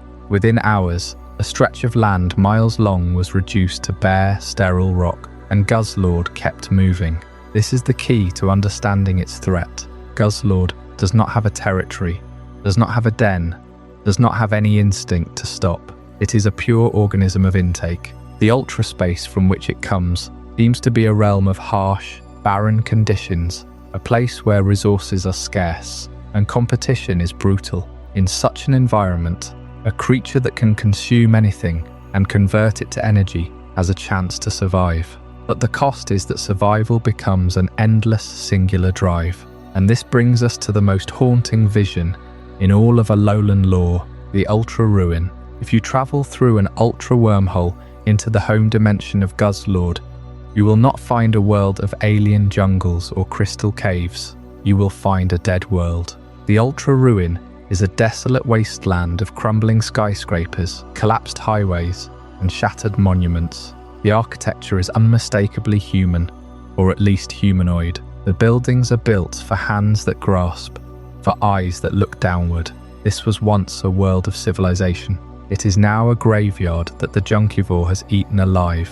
The sky is a sickly grey-yellow. The air is thick with dust and the scent of metal and decay. In the distance, you can see the silhouette of a Guzzlord, but it is not alone. There are likely several of them, drifting through the ruins like spectral wind. They move slowly, methodically, heads lowered, jaws working. They do not run. They do not fight. They simply eat. And the silence of the city is broken only by the slow, wet scraping of teeth on concrete and the occasional groan of a collapsing structure. Standing there, you come to a terrible realization. This was not always a wasteland. The buildings show signs of advanced technology, of a society that had achieved something, but something went wrong. Perhaps the Guzzlord were not native to this world. Perhaps they were brought here, or perhaps they emerged from a wormhole just as they do in Alola. But unlike Alola, this world had no beast balls, no Aether foundation, no champion to stand against them.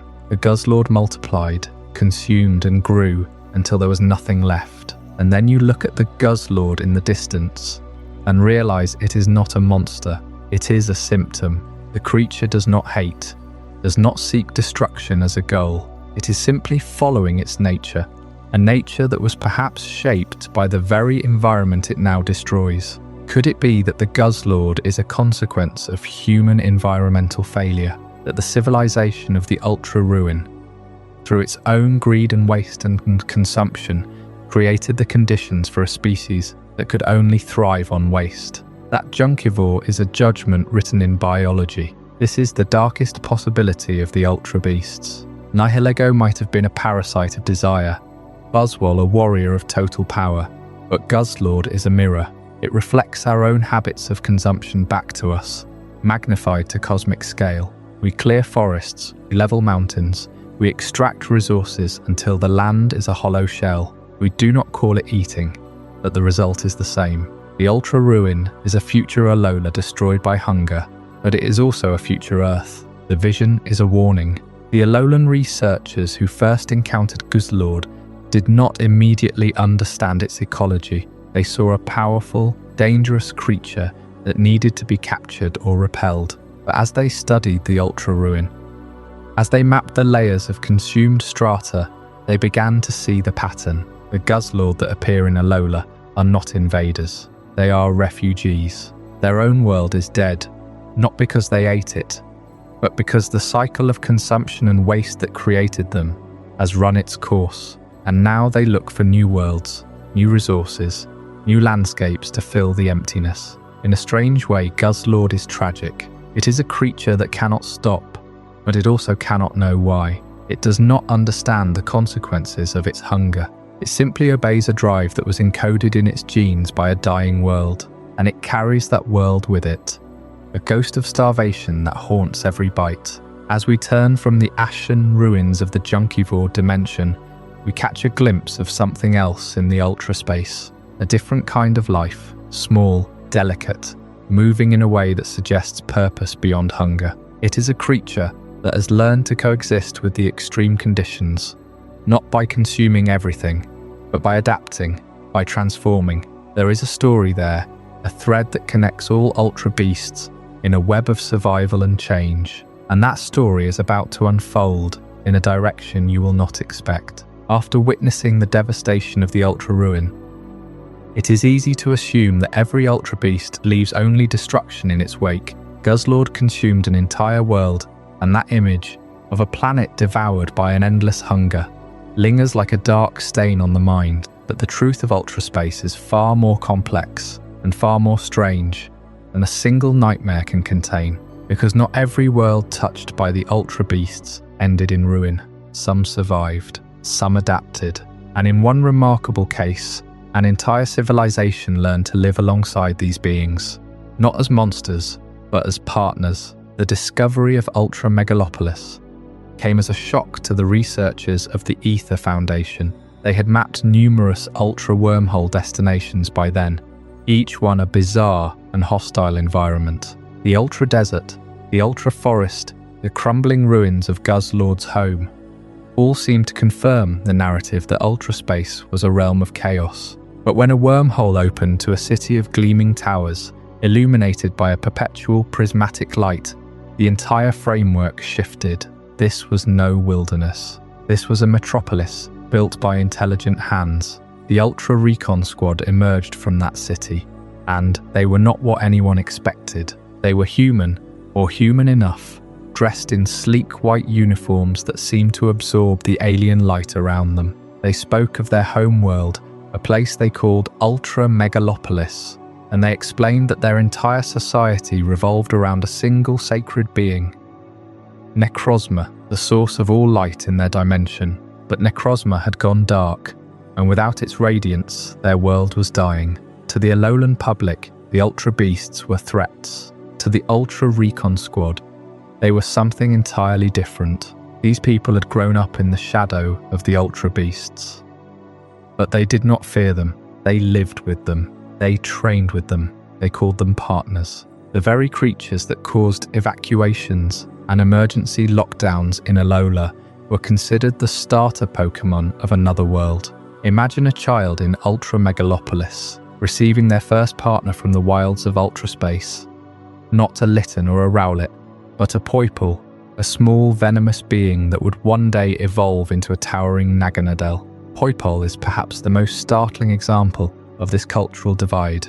In Alola, any Ultra Beast sighting triggers an immediate protocol. In Ultra Megalopolis, Poipole are commonplace. They are kept as companions, raised from hatchlings, and bonded with through a process that the Ultra Recon squad cannot fully explain to outsiders. They speak of a deep, almost psychic connection, a sympathy that transcends the boundaries of dimension. They do not see Poipole as alien. They see it as a friend. And so the question becomes, who is right? The Alolans, who saw their island paradise disrupted by creatures from beyond, or the people of Ultra Megalopolis, who built a civilization alongside those same beings? The answer is not simple. Each side carries the weight of its own history.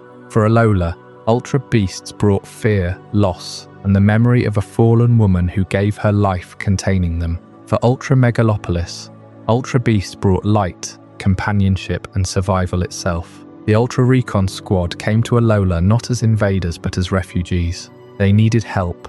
Their world was fading, and they believed that the light of Necrozma could be restored if they could find a way to communicate with the Prism Pokémon that had once been their son. But to do that, they needed to understand the Ultra Beasts on a level that Alolan science had never attempted. They needed to see them not as problems to be solved, but as living beings with their own needs, their own ecosystems, their own suffering.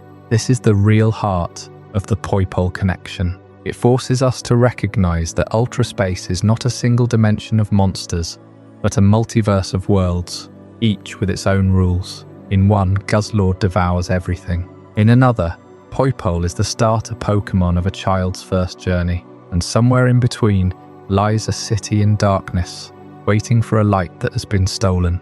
The story of Ultra Megalopolis is incomplete without understanding the being that was taken from them. That being is the source of every Ultra wormhole. The reason the sky fractured over Alola in the first place. It is called Necrozma, and it is not an Ultra Beast. It is something older, something more powerful, and something that, until very recently, was trapped in a prison of its own making. The darkness that fell over Ultra Megalopolis was only the beginning. What happened when that darkness broke free is a story that reshapes everything we think we know about light and shadow.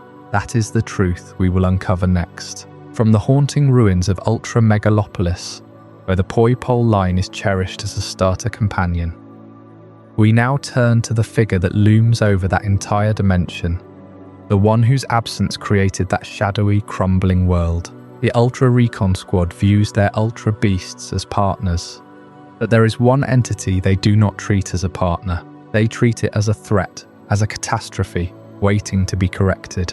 That entity is Necrozma, the Prism dragon, and its story begins not in the darkness it now inhabits, but in an age of blinding, all-consuming light. Long before ultra space was known to the people of Alola, before the first ultra wormhole tore open the sky, there existed a being of pure radiance. Ancient records from the depths of Ultra Megalopolis speak of the Blinding One, a creature whose body was built from crystallized light, whose very presence could illuminate an entire world. It was not merely a source of light, it was light itself, given form and consciousness. The people of Ultra Megalopolis revered it, and in return, Necrozma shared its brilliance freely, allowing their civilization to thrive under an eternal day. But that generosity came with a cost. The more light Necrozma gave, the more it was drained, until the day came when something went catastrophically wrong. The details are lost to time, but what remains is the consequence. Necrozma's light was shattered, stolen, or perhaps simply exhausted. The Blinding One became the Dark One, its prismatic body fractured into a cold, obsidian shell, and with that loss of light came an unbearable pain. Imagine, if you will, the sensation of having your very essence torn away. That is what Necrozma experiences every moment of its existence now. It is not anger that drives it, it is agony, a desperate, gnawing hunger for the light it once had, for the warmth it once radiated. This pain is so profound that Necrozma cannot rest, cannot remain still. It tears through ultra wormholes, not out of malice, but out of instinct, a biological imperative to absorb any source of energy it can find. It feeds on sunlight, on the life force of entire planets, on the very fabric of the dimensions it passes through. In the Alola region, it appears as a terrifying invader, but from Necrozma's perspective, it is a refugee, a broken creature clawing for survival across the multiverse. This brings us to a crucial distinction in the lore of ultra space. Necrozma is often called an ultra beast, but is it truly one? The ultra beasts we have discussed, Nihilego, Buzzwole, Pheromosa, Xurkitree, Celesteela, Kartana, Guzzlord, and even the Poipole line, are all classified as true ultra beasts. They are native to ultra space, evolved under its unique conditions, and follow a biological logic that is alien to our own. Necrozma, however, is something else. It is a legendary Pokémon, one of the few beings in the Pokémon universe that holds control over a fundamental force. In this case, light. The legendary Pokémon are typically unique, ancient, and tied to the creation or balance of the world. Necrozma fits that description perfectly, yet it also dwells in ultra space and exhibits behaviors that mimic the ultra beasts. The lore suggests that Necrozma is a legendary that has become corrupted. Or perhaps it is a bridge between the two categories, a prism that refracts the definitions of what a Pokémon can be. The Aether Foundation and the International Police treat it as an ultra beast for practical reasons, but the truth is more complex. Necrozma is not a product of an alien ecosystem. It is a fallen god, a former lightbringer now forced to wander the darkness, and that darkness is deep. When Necrozma absorbs light, it does not simply store it. It transforms it, compresses it into the jagged crystals that make up its body. In its base form, Necrozma appears as a hunched, skeletal dragon with arms that end in razor-sharp claws. Its eyes are hollow, its mouth a grim slit.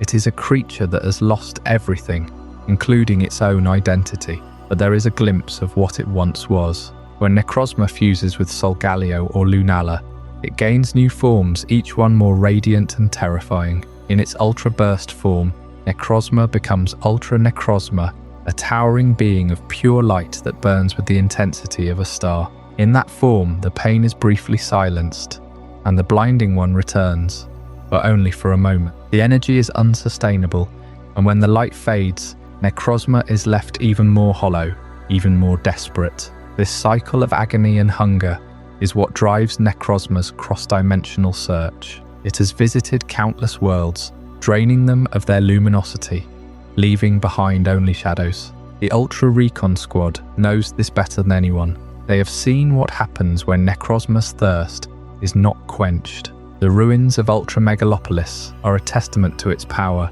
and its tragedy. The squad's mission is not to capture or destroy Necrozma, but to save it, to restore its light and end its suffering. But to do that, they must understand the ancient history of the Blinding One. A history that is buried in the light-starved archives of their own civilization. They must unravel the mystery of how Necrozma lost its light and whether that light can ever be reclaimed. Their mission is one of the most dangerous and delicate in all of Ultra space, and it is a story that brings us closer to the heart of what Ultra Beasts truly are. I hope you're as amazed by this as I am. If you want to stay updated on more content like this, make sure to subscribe and join our community of curious minds. Trust me, what's coming next will challenge everything you thought you knew. The loss of light that shattered Necrozma's ancient world is not an isolated tragedy. Across the fabric of Ultra space, entire dimensions have been plunged into darkness, and none are more desperate than the realm known as Ultra Megalopolis. This is the home of the Ultra Recon Squad, Fico, Zossi, Dulce, and Soliera, 4 individuals who have dedicated everything to a single, impossible mission: to save their sunless world from the very edge of extinction. Their planet, once bathed in the radiant energy of a great light, is now a cold, twilight ruin. The sun that gave them life was stolen, drained away by a force they could not comprehend at first. They call it the Blinding One, the Prism Dragon that now wanders the dimensions hungry and broken. For the people of Ultra Megalopolis, survival is measured in the faint glow of emergency generators and the dwindling reserves of a substance known as Zeb power. Without it, their cities will freeze, their crops will wither, and their species will fade into the void. And so the Ultra Recon Squad was formed, not as explorers or scientists, but as hunters. Fico is the leader, a figure of quiet determination whose eyes carry the weight of his world's last hope. Zossi is the energetic strategist, forever optimistic even as she calculates the odds of every mission. Dulce is the calm, methodical engineer, the one who understands the machines that keep their civilization alive. And Soliera is the tactician, the one who sees the patterns in chaos. Together, they have crossed ultra wormholes countless times, searching for any source of light they can bring home. Their methods are radically different from those of the Aether Foundation back in Alola, where the Aether Foundation built containment labs and research stations. The Ultra Recon Squad developed technology for direct capture and deployment. They do not study Ultra Beasts from behind reinforced glass. They harness them. Their signature device, the Beast Ball, is not a peaceful capture tool like the ones Faber created for the Foundation. It is a weapon of necessity, a prison designed to hold the most powerful entities in existence, and then to redirect that power toward another target. Consider the moral weight of this. The squad's primary strategy is to use one beast to hunt another. They track Necrozma, the source of their suffering, but they cannot face it directly. Instead, they seek out other Ultra Beasts, like the fierce predatory Buzzwole or the swift, elegant Pheromosa, and capture them in hopes of turning them against the Prism Dragon. This is not a clean, heroic plan. It is an act of desperation, a gamble that pits creature against creature in a forced alliance. The squad knows that every beast they capture suffers, that every battle fought in their name damages the fragile ecosystems of other dimensions.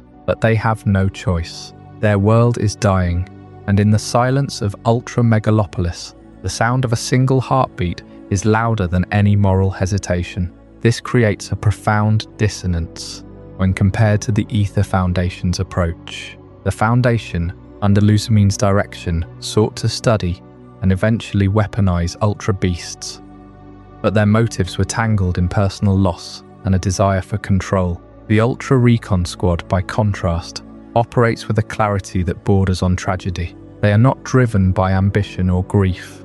They are driven by survival. Their technology reflects this. Where the Aether Foundation's beast balls were designed for containment and research, the squad's prototype devices are optimized for rapid capture and battlefield deployment. Their ships, sleek and angular, are built for speed and precision, able to tear open ultra wormholes with surgical accuracy. They have no time for lengthy experiments or ethical review boards. Every second spent debating is a second of light lost forever. And yet, even in their desperation, there is a strange beauty to their mission. When you speak with Zossi, she will tell you about the faint stars visible from Ultra Megalopolis's highest towers, about the hope that someday the light will return. Dulce will show you the intricate machinery of their wormhole drives, the careful calculations that ensure they arrive in the right dimension at the right moment. Vico will simply look at you with a tired, knowing smile and say, "We will not stop until our world lives again." Their journey is not a conquest, it is a pilgrimage, and the road is paved with the captured essence of beings that, in another universe, might have been allies. As we consider their mission, we begin to see the deeper truth that connects all these stories. The Z power that powers their world, the same energy that Necrozma consumes, is not merely a resource. It is the lifeblood of dimensions, a force that binds light, life and consciousness together. The squad's desperate hunt for Necrozma is, at its core, a hunt for the very source of existence. And in that hunt, they will uncover secrets about the bonds between Pokémon and trainers, about the nature of Z moves, and about a hidden link that transforms the energy of life itself into something transcendent. That connection, the final piece of this cosmic puzzle, is what we will explore next when we delve into the mysteries of the Z-Power link. But for now, let the image of these four travelers settle into your mind. Voyagers through the darkness, carrying the weight of a sunlit world on their shoulders. Each step a prayer for dawn. The Ultra Recon squad had sacrificed everything. Their world, their sun, their very way of life. All in the hope of restoring light to Ultra Megalopolis. They had crossed dimensions with Necrozma, believing that the Prism Dragon's return would solve their crisis. But what they found in Alola was not a simple cure. It was something far more intricate, woven into the very fabric of this tropical region's energy. And that energy, that vibrant, almost living glow that suffuses every island, every battle, every Z-move, is not just a natural phenomena. It is a direct, tangible link to another dimension. A link that begins and ends with the same cosmic entity that once bled across the stars. To understand why Alola pulses with such extraordinary power, you have to look not at the volcanoes or the coral reefs, but at the air itself. That shimmering, almost rainbow tint you see when the sun catches the mist. That is not a trick of light. That is the residue of a wound. Ultra space is not distant realm. It is, in a very real sense, leaking into Alola. The ultra wormholes that occasionally tear open are not random tears in reality. They are the scars left behind by a creature that once fell to this world, a creature whose very essence became part of the landscape. That creature is Necrozma, the Prism Dragon, and its story is not just about loss of light. It is about the transformation of that light into something the people of Alola have come to call Z-Power. The Z crystals that every trainer in Alola uses to unleash devastating Z moves are not minerals formed by geological pressure. They are crystallized fragments of Necrozma's own body. When Necrozma was struck down in ancient times, its body shattered, scattering luminous shards across the islands. Those shards, buried deep in the earth, absorbed by the soil, carried by the water, slowly became the very spark that powers the region's most sacred rituals. The Tapu Guardians, the four island deities, did not create these crystals. They found them. They learned to channel the energy that radiated from, and they taught the first humans how to do the same. Every time a trainer raises a Z crystal and strikes a pose, they are drawing on the imprisoned light of a dying cosmic entity. And this is where the connection becomes almost terrifyingly intimate. The sparkle of Alola, the iridescence you see in the ocean at dusk, the glow of a luminal tower at night, the shimmer of a Pokémon's coat in battle that is not a metaphor, it is literal. It is the blood of Necrozma, diffused into the environment over millennia. When Necrozma was torn apart, its luminous essence did not simply vanish, It seeped into everything. The Z power that flows through the region is the lifeblood of a being that once consumed the light of entire worlds. And because that essence now permeates Alola, it creates a resonance with ultraspace, a sympathetic vibration that makes the dimensional barrier thinner here than anywhere else on the planet. That is why ultra wormholes open so frequently over Alola. That is why the ultra beasts are drawn here. They are not invading. They are following a trail of blood. Think about the cycle for a moment. Necrozma, desperate to reclaim its lost light, travels to Alola seeking Z power, but that Z power is its own light, crystallized and harvested by the very people who now wield it against it. The Ultra Recon Squad, by bringing Necrozma back to Alola, inadvertently ensured that the cycle would continue. The Prism Dragon's hunger is not a random, monstrous appetite. It is a biological imperative to reclaim what was stolen.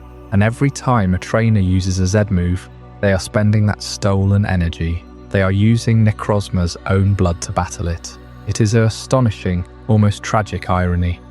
The weapon meant to protect Alola is forged from the agony of a lost god, but there is another layer here, one that ties directly to the Ultra Beasts themselves. The Z crystals are not uniform. Each one resonates with a specific type: fire, water, electric, and so on. And those types, in turn, correspond to the different worlds within Ultra Space. The Blinding One's light, when broken, did not scatter randomly. It fragmented according to the energies of the dimensions it had consumed. So a Dark-type crystal contains the essence of a world ruled by shadows. A Fairy-type crystal holds the remnants of a realm of pure enchantment. Each crystal is a key to a specific Ultra wormhole, a map to a particular Ultra Beast's homeland. This is why the Aether Foundation's research into Z power was so intimately linked to their Ultra Beast studies. They discovered that by using these crystals, they could not only power Z moves, but also stabilize wormholes, predict where an Ultra Beast would emerge, and even communicate with the creatures. In a way, the people of Alola have been living on a battleground they never fully understood. The Z power they celebrate, the dances they perform, the bonds they strengthen through Z moves. All of it is a direct participation in the cosmic drama that began when Necrozma first fell to their world. The Tapu knew this. That is why they guarded the crystals so fiercely. That is why they allowed only those who had proven themselves worthy to wield them. They understood that the power was not a gift. It was a shared burden, a responsibility to ensure that the blood of a cosmic entity was used wisely, not squandered in petty conflicts. And yet, as we have seen, that blood can also attract predators. The Ultra Beasts that come through the wormholes are not mindless monsters. They are refugees, scavengers, and sometimes pilgrims drawn by the same source of light that powers Alola's festivals. They sense the Z crystals like a beacon. They follow the trail of Necrozma's essence back to its source, and in doing so, they reveal the fragile boundary between worlds. As we move forward, we will encounter two more Ultra Beasts who embody this connection in radically different ways. One is a being of impossible geometry, a living structure that moves like a fortress and defends itself with absolute stillness. The other is a creature of pure spectacle, a clown of fire and laughter that dances on the edge of oblivion. Together, they will show us that the boundary between dimensions is not just thin, it is porous, alive, and hungry for our attention. But that story is for another night. For now, rest with the knowledge that every glint of light you see in the Alolan sky is a reminder.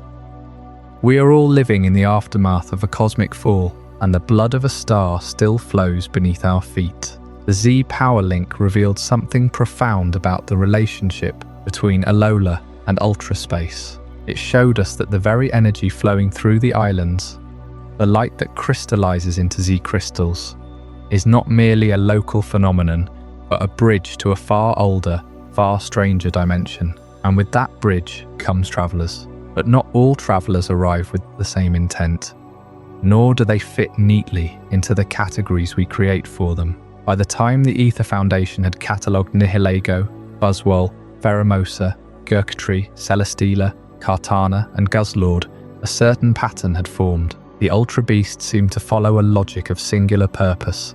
One was a parasite, another a brute, a third a swift predator, and so on. Then came two more, discovered later, and they shattered every assumption the researchers had built. These were the late arrival beasts that challenged the initial understanding of eubiology. The first of them is known to us as Stakataka, designated UB8 assembly, but that cannot is a simplification of a far stranger truth. Stakataka is not one creature, it is a collective, a structure of living stones that moves together as a single entity. Imagine a wall of rock, roughly 2.5 meters tall, composed of dozens of individual stone segments, each one a separate life form. Each stone bears 2 eyes, small and red, and the entire assemblage can rearrange itself, shifting its shape, stacking and unstacking its components to navigate its environment. The Aether Foundation's researchers were baffled when they first encountered it. They had never seen anything like it in ultraspace or in any known ecosystem. The assembly is a prime example of emergent consciousness. The whole is greater than the sum of its parts, but each part is still alive, still aware, and that raises unsettling questions. If you capture one of these stones, have you captured a fraction of a larger mind? Does the collective feel the loss of a member? Do the remaining stones feel grief? Or do they simply adapt, recalculating their geometry to compensate? The lore we have from the games is sparse, but it hints that Stakataka is not aggressive in the way Guzzlord or Buzzwole are. It seems to exist in a state of slow, deliberate movement, almost patient, as if it is waiting for something. It is a creature of stillness, of weight, of accumulation, and it challenges the very definition of what an individual organism can be. Now consider the other late arrival, Blacephalon, known as Ube7 Burst. Its nickname is the Fireworks Beast, and that is not just a poetic label. Blacephalon lives and hunts through spectacle. Its head is a large, colourful sphere, like a party hat or a clown's wig, and it uses that head to generate explosive bursts of light and heat. But this is not mere decoration. Blacephalon's primary method of feeding is by entertaining its prey. It performs, it dazzles,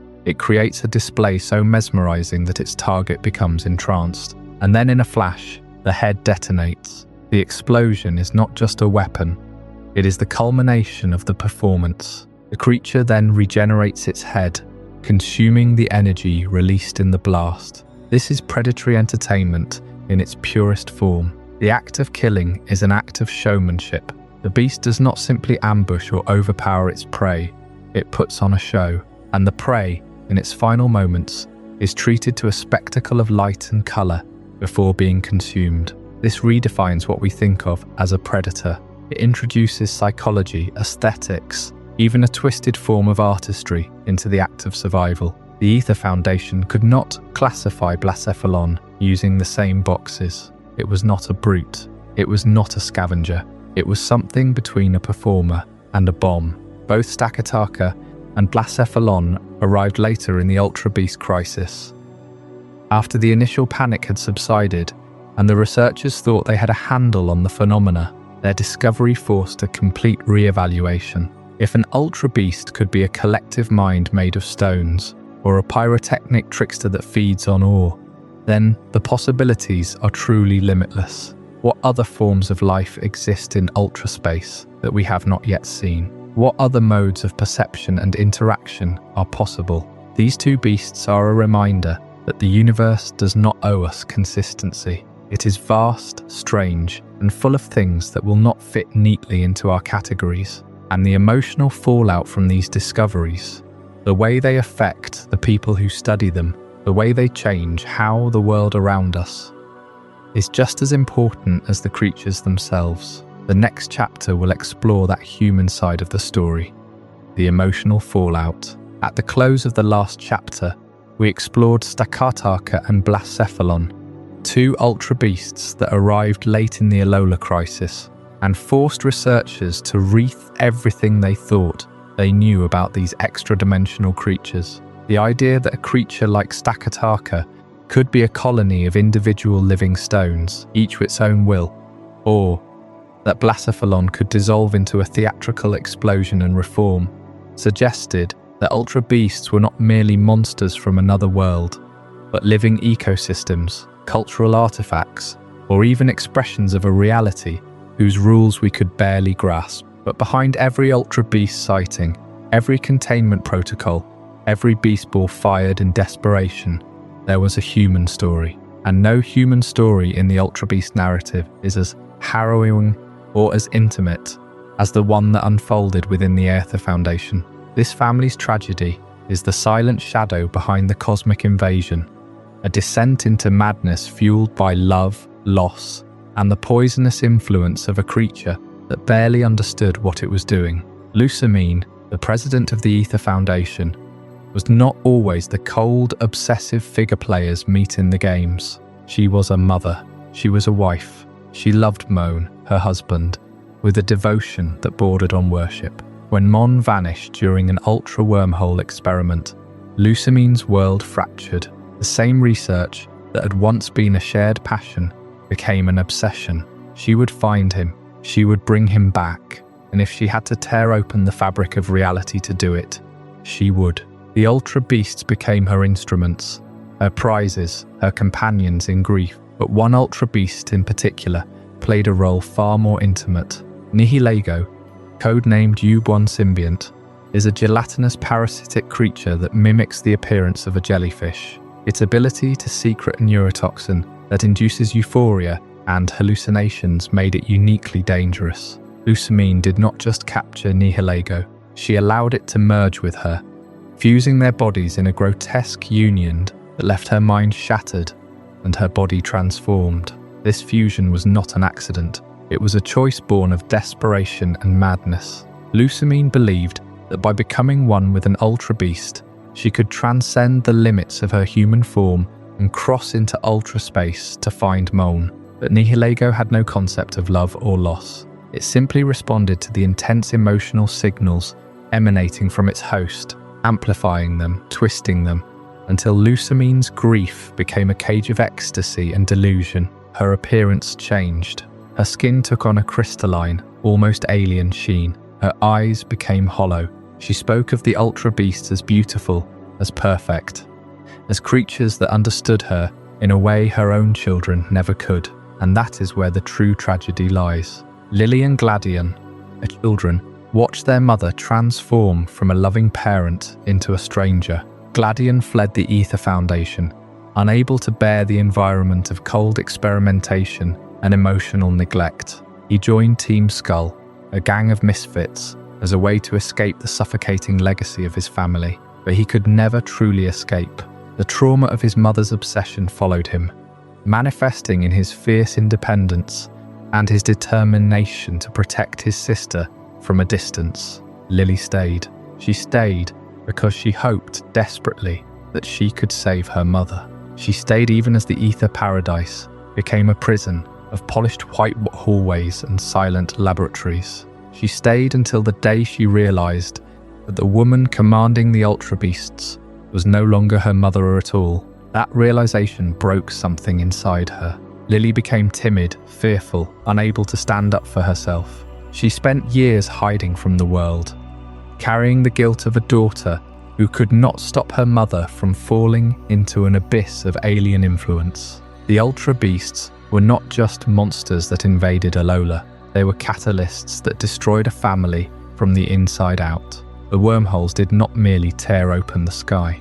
They tore open the hearts of those who looked into them. Lusamine's descent was a slow, agonizing process. First came the denial, then the obsession, then the surrender. When she finally fused with Nihilego, she believed she had achieved something transcendent. In truth, she had lost herself completely. The battle against her in the Aether Paradise is not just a fight against a powerful Pokémon trainer. It is a confrontation with the wreckage of a family's hopes. When the protagonist and their allies face Lusamine, they are not just fighting an Ultra Beast, they are fighting the grief that drove her to madness, the love that curdled into control, the loss that consumed her identity. And when she is finally defeated, when Nihilego is separated from her body, she collapses, broken and silent, no longer the charismatic president, no longer the obsessed hunter, just a woman who lost everything.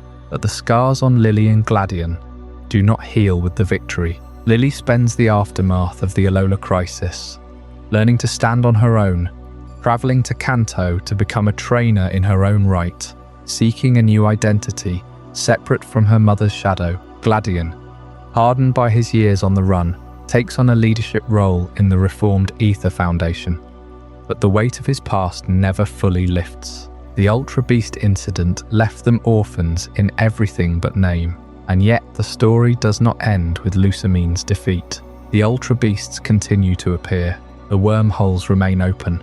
The Aether Foundation must now grapple with the legacy of their president's folly, and the international police, led by Luca, must tie up the loose ends. The investigation continues, because the truth about Ultra Beasts is still incomplete. There are creatures yet to be catalogued, pathways yet to be explored, and answers that remain buried in Ultra space. That search, that cleanup, that final confrontation with the remnants of the crisis is where the postgame truly begins. The hunt for the remaining Ultra Beasts, the mysteries of the Beast Balls, the fate of Mohn.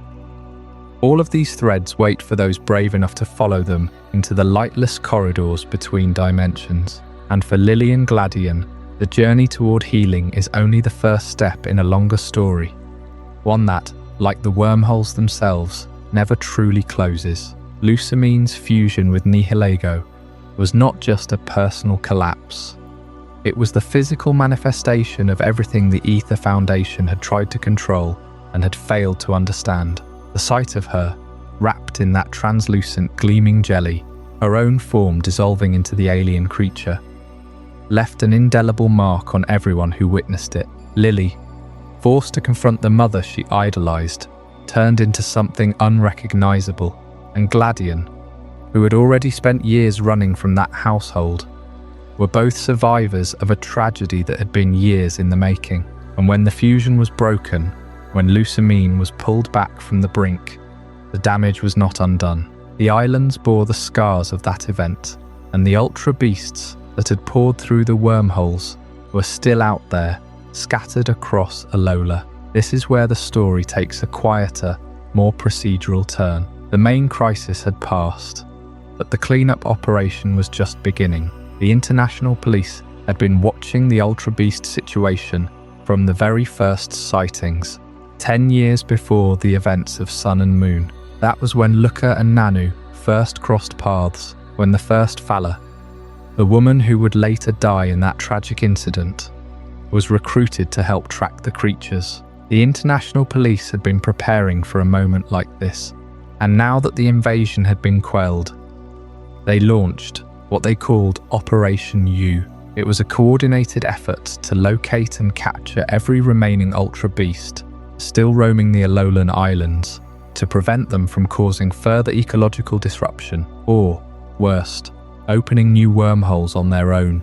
And you, the player, were brought into that operation as a contractor, not as a trainer in the traditional sense, but as a specialist, a Fala, who had already proven capable of handling the strange energies of ultraspace. Luca, with his rumpled coat and his weary optimism, approached you with a request that felt less like a mission and more like a burden. He asked you to track down the Ultra Beasts, to catch them, using the Beast Balls developed by Faber, and to turn them over to the international police for containment. It was a simple request on the surface, but it carried an enormous weight. You were being asked to hunt down sentient beings from another world, beings that had done nothing wrong except exist in the wrong dimension, and to lock them away in storage. The ethical dilemma of capturing and storing sentient alien life is something the games themselves only hint at, but it deserves a closer look. These are not mindless monsters. Each Ultra Beast belongs to a distinct world, with its own ecology, its own survival instincts, its own form of consciousness. Nihilego, as we saw with Lucamine, can manipulate minds and emotions, but that does not make it evil. It makes it alien. Buzzwole behaves like a hyper-aggressive insect, but it is merely following the imperatives of its home dimension. where competition for resources is brutal. Pheromosa is elegant, almost graceful, yet it moves with a speed that suggests its world is one of constant flight. They are refugees in a sense, accidentally stranded in a place where they do not belong. And now the international police wanted to treat them as threats to be neutralized, not as beings to be understood. The process of capturing them was itself a strange ritual. You would receive reports from Looker about a sighting, usually in a specific area of one of the islands. You would go there, armed with beast balls that had been calibrated to resonate with ultraspace energy. The standard Pokeballs you used for the native Pokémon of Alola were useless against these creatures. They lacked the necessary field harmonics, so you had to rely on these specialized devices, which were designed not to create a comfortable environment for the creature inside, but to contain it, to suppress its dimensional signature. Each successful capture felt less like a triumph and more like a containment. You were storing creatures that had never been intended to be stored, in a world where they could never truly feel at home. And as you work through the list, picking up UB1 Symbiont, then UB2 Absorption, then UB3 Lighting, and so on, you began to see the broader pattern. The international police were not just cleaning up Alola. They were assembling a catalogue of the unknown, filing away each ultra beast as a threat to be managed.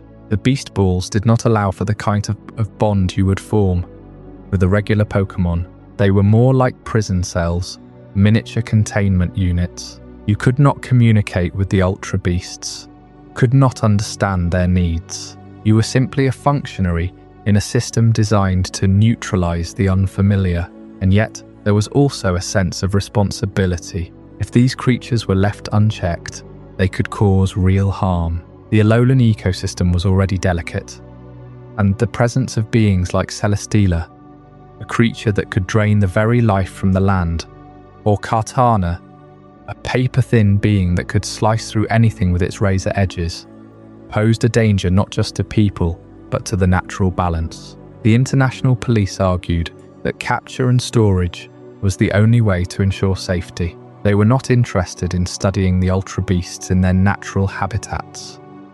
That door had closed the moment the wormholes opened. Their priority was containment, plain and simple. As the final ultra beasts were rounded up, the islands began to feel quieter, less charged. The traces of the invasion lingered in the air, in the occasional shimmer of residual energy where a wormhole had once opened. The native Pokémon seemed cautious, as if they remembered the strange visitors. People in the towns and villages talked in hushed tones about the creatures that had come through the sky, and some wondered if they would ever truly be safe again. The Aether Foundation continued its research, but under strict new oversight. Lusamine had been removed from power, and the organization was now focused on preventing such a disaster from happening again. But the lingering traces of the invasion were not just physical, they were psychological. The people of Alola had been confronted with the existence of other worlds, and that knowledge could not be undone. And you, the contractor, had become part of that history. You had been the one to walk into the final hunt, to face each Ultra Beast, to make the choice to capture them or let them go. The games give you no alternative. You must capture them to complete the mission. But that does not erase the moral weight of the act. You were the hands that reached out and closed the beast ball. The one who decided that these beings would be stored away, perhaps indefinitely. What happens to them after the operation is complete? Where do they go?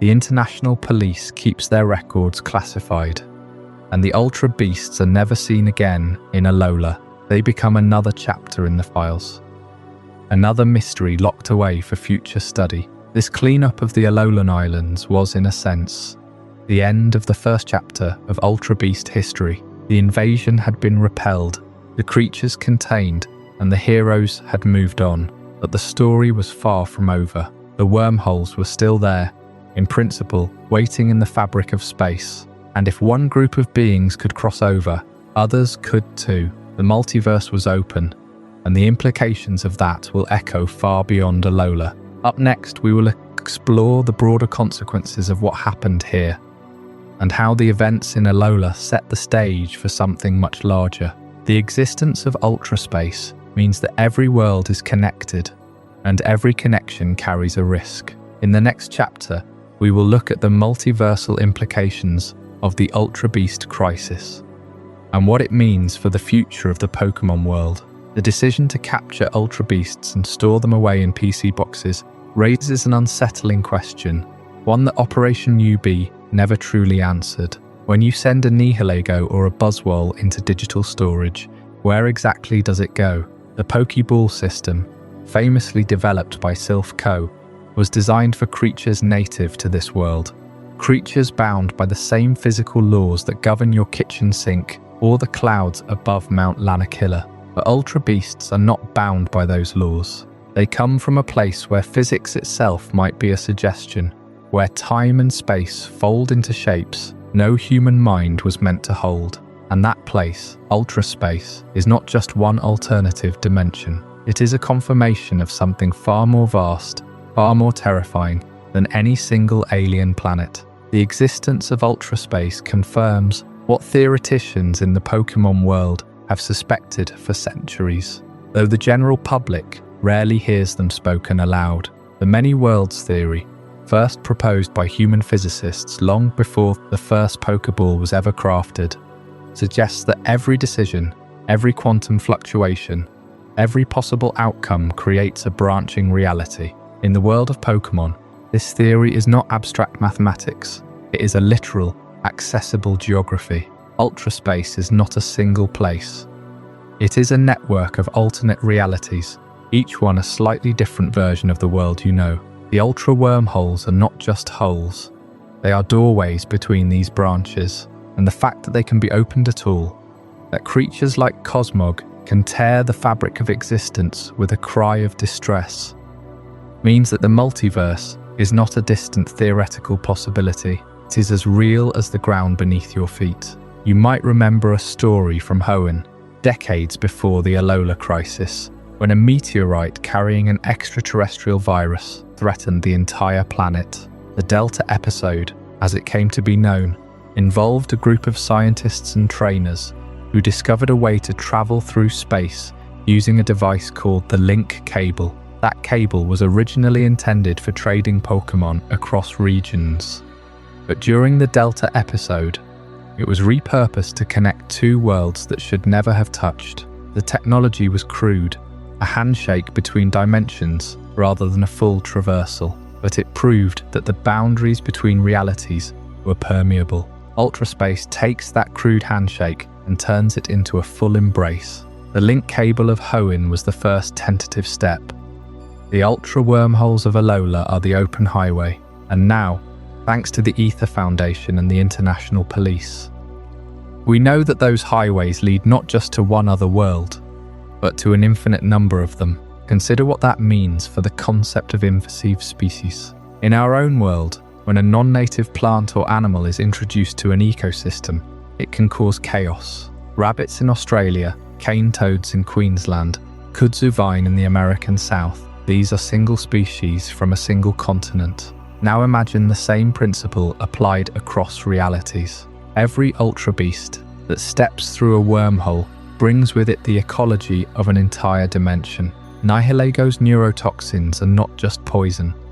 They are a chemical language from a world where parasitism is the primary relationship. Xurkitree conducts electricity in a way that defies the laws of thermodynamics in our universe, and these are just the ones we have catalogued.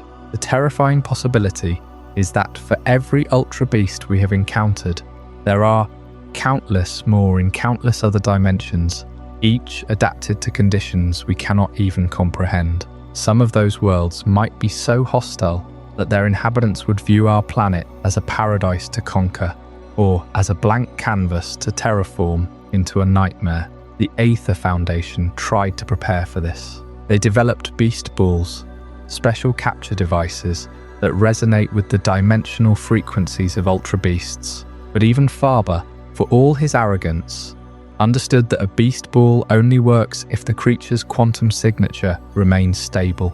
What happens if a new Ultra Beast arrives from a dimension where the laws of physics are just slightly different? The Beast Ball might not recognize it at all. The international police could find themselves facing an invasion, not of aliens, but of impossibilities. Creatures that phase through walls, that bend light around themselves, that exist as pure concepts rather than matter, and there would be no way to stop them, because our weapons and our Pokeballs, calibrated for a universe that these beings barely acknowledge. Of course, not all alternate realities are hostile. Some ultra wormholes might lead to worlds where humans are the aliens, where a trainer from Alola would be the terrifying extra-dimensional invader. The ethical dilemma of capturing a sentient Ultra Beast and storing it in a PC box takes on a new dimension when you realize that you might be imprisoning a being whose entire civilization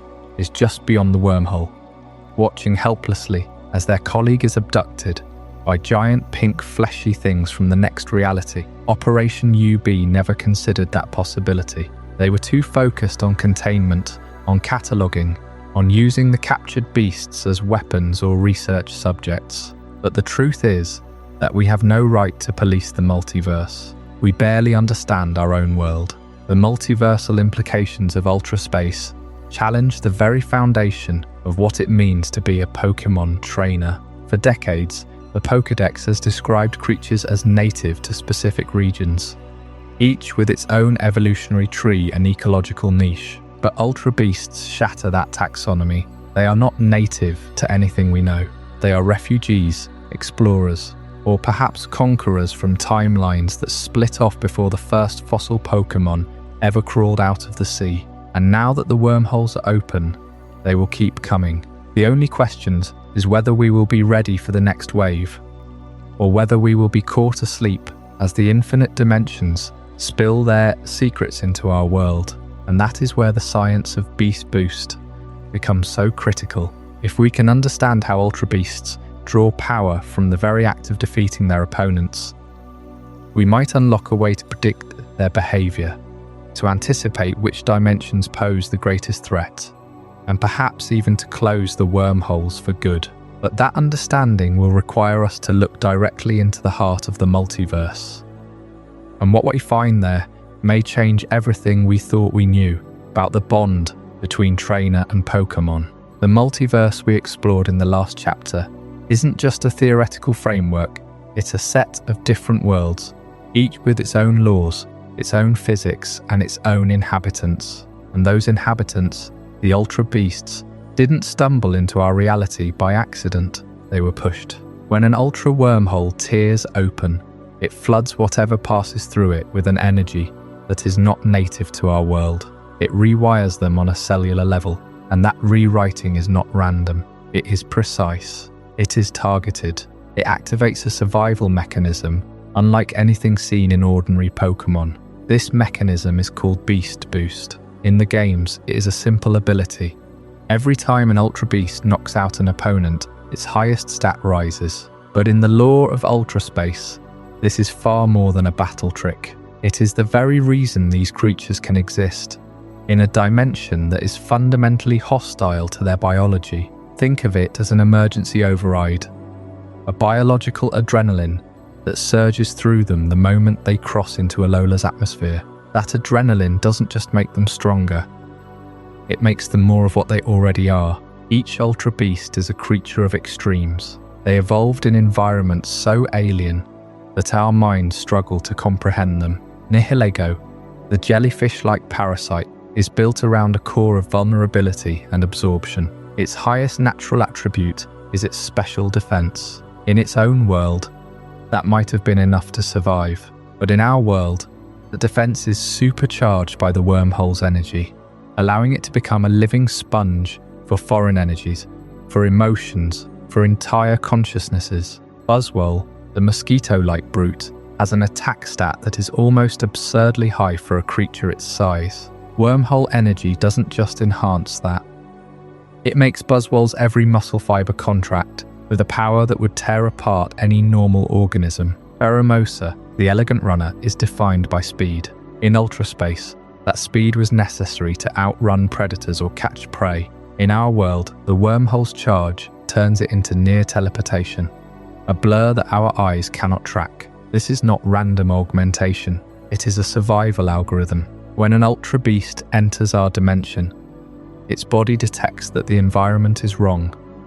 The gravity, the atmosphere, the electromagnetic fields are all different. In response, the beast boost ability activates. It identifies the beast's strongest trait, the one that most defines its survival in its home realm, and it amplifies that trait to an extreme. The creature becomes hyper-specialized, hyper-focused, hyper-dangerous, and that is why they seem nearly unstoppable. They are not adapting to our world. They are forcing their own world's logic onto ours through sheer biological intensity. But there is a cost. That adrenaline, that sustained beast boost, is not meant to be permanent. In ultraspace, the energy that fuels it is balanced by the environment. Here it has no counterweight. The boost keeps building. The dominant trait keeps rising. If an ultra beast remains in our world too long, it risks becoming unbalanced, unstable. That is why the International Police and the Aether Foundation were so desperate to contain them. Not just because they were dangerous, but because they were, in a sense, slowly breaking apart under the pressure of their own amplified strengths. Consider Xurkitree. Its highest stat is special attack, an immense reservoir of electrical potential. In its home world, that electricity was probably a steady hum, a constant current. In our world, wormhole energy forces that current into a frenzy. Xurkitree becomes a walking lightning storm, crackling with power that it cannot fully control. The same is true for Katana, whose attack is so monstrously high that its paper-thin body becomes a razor capable of cutting through steel. The boost doesn't make it smarter or more durable. It makes it sharper, faster, more lethal. That is the tragedy of the ultra beasts. They are designed to survive by becoming exactly what they already are, but more. And in that intensity, they lose the ability to adapt any other way. We call it an ability, but it is really a cry for help from a creature that has no other means of survival in a world not its own. The beast boost is not a weapon, it is a last resort. It is the biological equivalent of holding your breath, of pushing your heart to its limit, of running until your legs give out. The ultra beasts are running, constantly, from an environment that is killing them. And the only way they can keep going is to become more of themselves than they ever were before. That is the science behind the myth. That is why the ultra beasts feel so alien, so powerful, so overwhelming. And that is why, when we finally understand the legacy they leave behind, we will see them not as monsters, but as survivors who paid the ultimate price for stepping through the wormhole. The beast boost ability tells us something profound about the ultra beasts. Each one is built to dominate its own world, its strongest trait amplified by the very energies that brought it here. But what happens when those beings leave a lasting mark, not just on a region, but on an entire franchise? The answer lies in how Generation 7 fundamentally reshaped the idea of what it means to be legendary. Before Alola, legendary Pokémon were singular. They were gods of time, space, or nature. They were sought after for their power and rarity. Their stories were myths, and they were often the only one of their kind in existence. Then the Ultra Beasts arrived. They were not unique. There were multiple Nihilego, multiple Buzzwole, and they could be encountered and caught more than once in a single playthrough. Their base stat totals rivaled those of traditional legendaries, yet they were treated as invasive species, not deities. This was a deliberate break. The franchise stepped away from the idea that legendary status must come from creation myths or ancient lore. Instead, it offered a new kind of awe. The awe of the alien, the unfamiliar, the ecologically destabilizing. An Ultra Beast is legendary not because it is a god, but because it is a stranger from a world we cannot fully comprehend. That shift opened the door for future generations to redefine what a legendary could be. A paradox Pokémon, a treasure of ruin, a being born from a different kind of history. And the legacy did not end in Alola. In the Galar region, The Dynamax adventures of the Crown Tundra brought the Ultra Beasts back into the spotlight. Here they appeared as special encounters within the Den Gatvans, catchable once again. Their inclusion felt almost throwaway at first, but it carried deep implications. The Ultra Wormholes were not a one-time crisis. They are a permanent feature of the Pokémon multiverse. Galar had no connection to the Aether Foundation or the International Police's operation. Yet the Ultra Beasts still came. The Lental region of New Pokémon Snap also captured them, reinforcing the idea that Ultra Space and its inhabitants are woven into the fabric of reality itself. The Dynamax adventures allowed players to re-encounter these creatures, not as part of a quest to save a region, but as persistent echoes of an ongoing phenomenon. The Ultra Beasts are not just a memory, they are a lingering presence, which leads to the question that haunts every researcher and every trainer who has ever seen a rift in the sky. Where will the Ultra Wormholes open next? The games have not answered this. Every new generation since has introduced its own mysteries. The Distortion World, the Void of Ultra Space, the strange holes in Paldea's Area Zero. But Ultra Wormholes remain unpredictable. They could tear open anywhere, at any time, bringing with them a creature that does not obey the rules of our biology or our physics. The lore leaves this thread deliberately loose. It is a promise that the unknown is never fully resolved. It is the reason we keep watching the stars, and the reason the Ultra Beasts remain one of Pokémon's most unsettling and fascinating concepts. The story of these beings is still unfolding, and the next chapter explores the deepest, most unresolved secrets they have left behind. That chapter is called The Final Mystery, and it will bring us face to face with the questions that may never have an answer. The Galar region gave us a new way to look at Ultra Beasts, pulling them from the depths of Ultra Space and placing them inside the Dynamax adventures of the Crown Tundra. It was a strange echo. These alien entities, now side by side with legendary Pokémon in a shared hunt, their status blurred between myth and anomaly. Yet even as we captured them in Beast Balls, or watched them retreat into the darkness of a max lair, one question remained untouched, unexplored, perhaps unanswerable. What is the true origin of the Ultra Space void itself? We have mapped the wormholes, catalogued the beings that emerge, and even travelled into their home dimensions. Glittering crystal deserts, towering forests of metal and light, oceans of sand where gravity behaves like liquid. But the void itself, the vast emptiness that connects these worlds, has never been explained. The games show us Ultra Space as a tunnel, a corridor of stars, a place where time twists and space folds. Yet there is something more beneath the surface. The unanswered questions regarding the true origin of the Ultra Space void have haunted researchers from the International Police to the Aether Foundation, and they haunt us still. Is there a central intelligence behind the wormholes, or is it cosmic chaos? The evidence is maddeningly ambiguous. On one hand, patterns. Wormholes open at specific locations in Alola, often triggered by stress from Cosmog, a creature that seems almost designed to rip the fabric of reality. Necrozma, the light-stealing beast, can tear through space with a hunger that borders on intent. These suggest some kind of purpose, some force guiding the openings. But on the other hand, the Ultra Beasts themselves show no signs of collective will. Each follows its own instinct,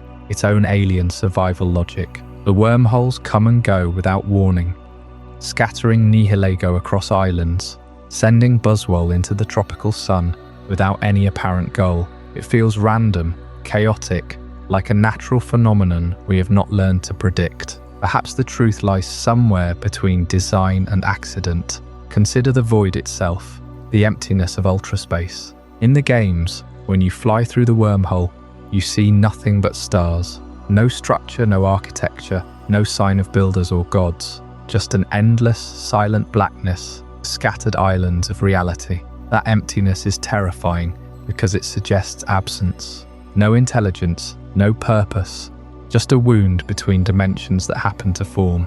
But it is also beautiful, because that same emptiness invites the imagination to fill it. We want there to be meaning, a reason, a mind behind the curtain. And the Pokémon world, with its legendary creators and ancient forces, rarely leaves things to chance, yet here it may have. The final reflection on the beauty and terror of the unknown brings us full circle. Ultraspace is the ultimate unknown, a place we can visit but never truly understand. Its beauty lies in that mystery, the endless possibilities, the alien biomes, the creatures that defy every rule we hold dear. Its terror lies in the same uncertainty. What else might crawl out of that void? What happens when the wormholes stay open? The scientists of Alola learned to contain, to capture, to classify, but they never answered the deepest question. They never found the source, and maybe that is the point. Some mysteries are not meant to be solved. They are meant to be respected, feared, and cherished as the boundaries of our knowledge. As you lie here, listening to the quiet hum of your own thoughts, the vastness of ultraspace drifts beyond reach. The wormholes close, the ultra beasts return to their worlds, and Alola settles into its tropical peace. But the void remains waiting, patient, silent, and that silence is the most honest answer we have. What did you think of this journey? I'd love to hear your thoughts in the comments below. If this changed your perspective or taught you something new, consider subscribing for more mind-expanding content. And if you know someone who would find this as fascinating as you did, share it with them. These are the kind of conversations that matter.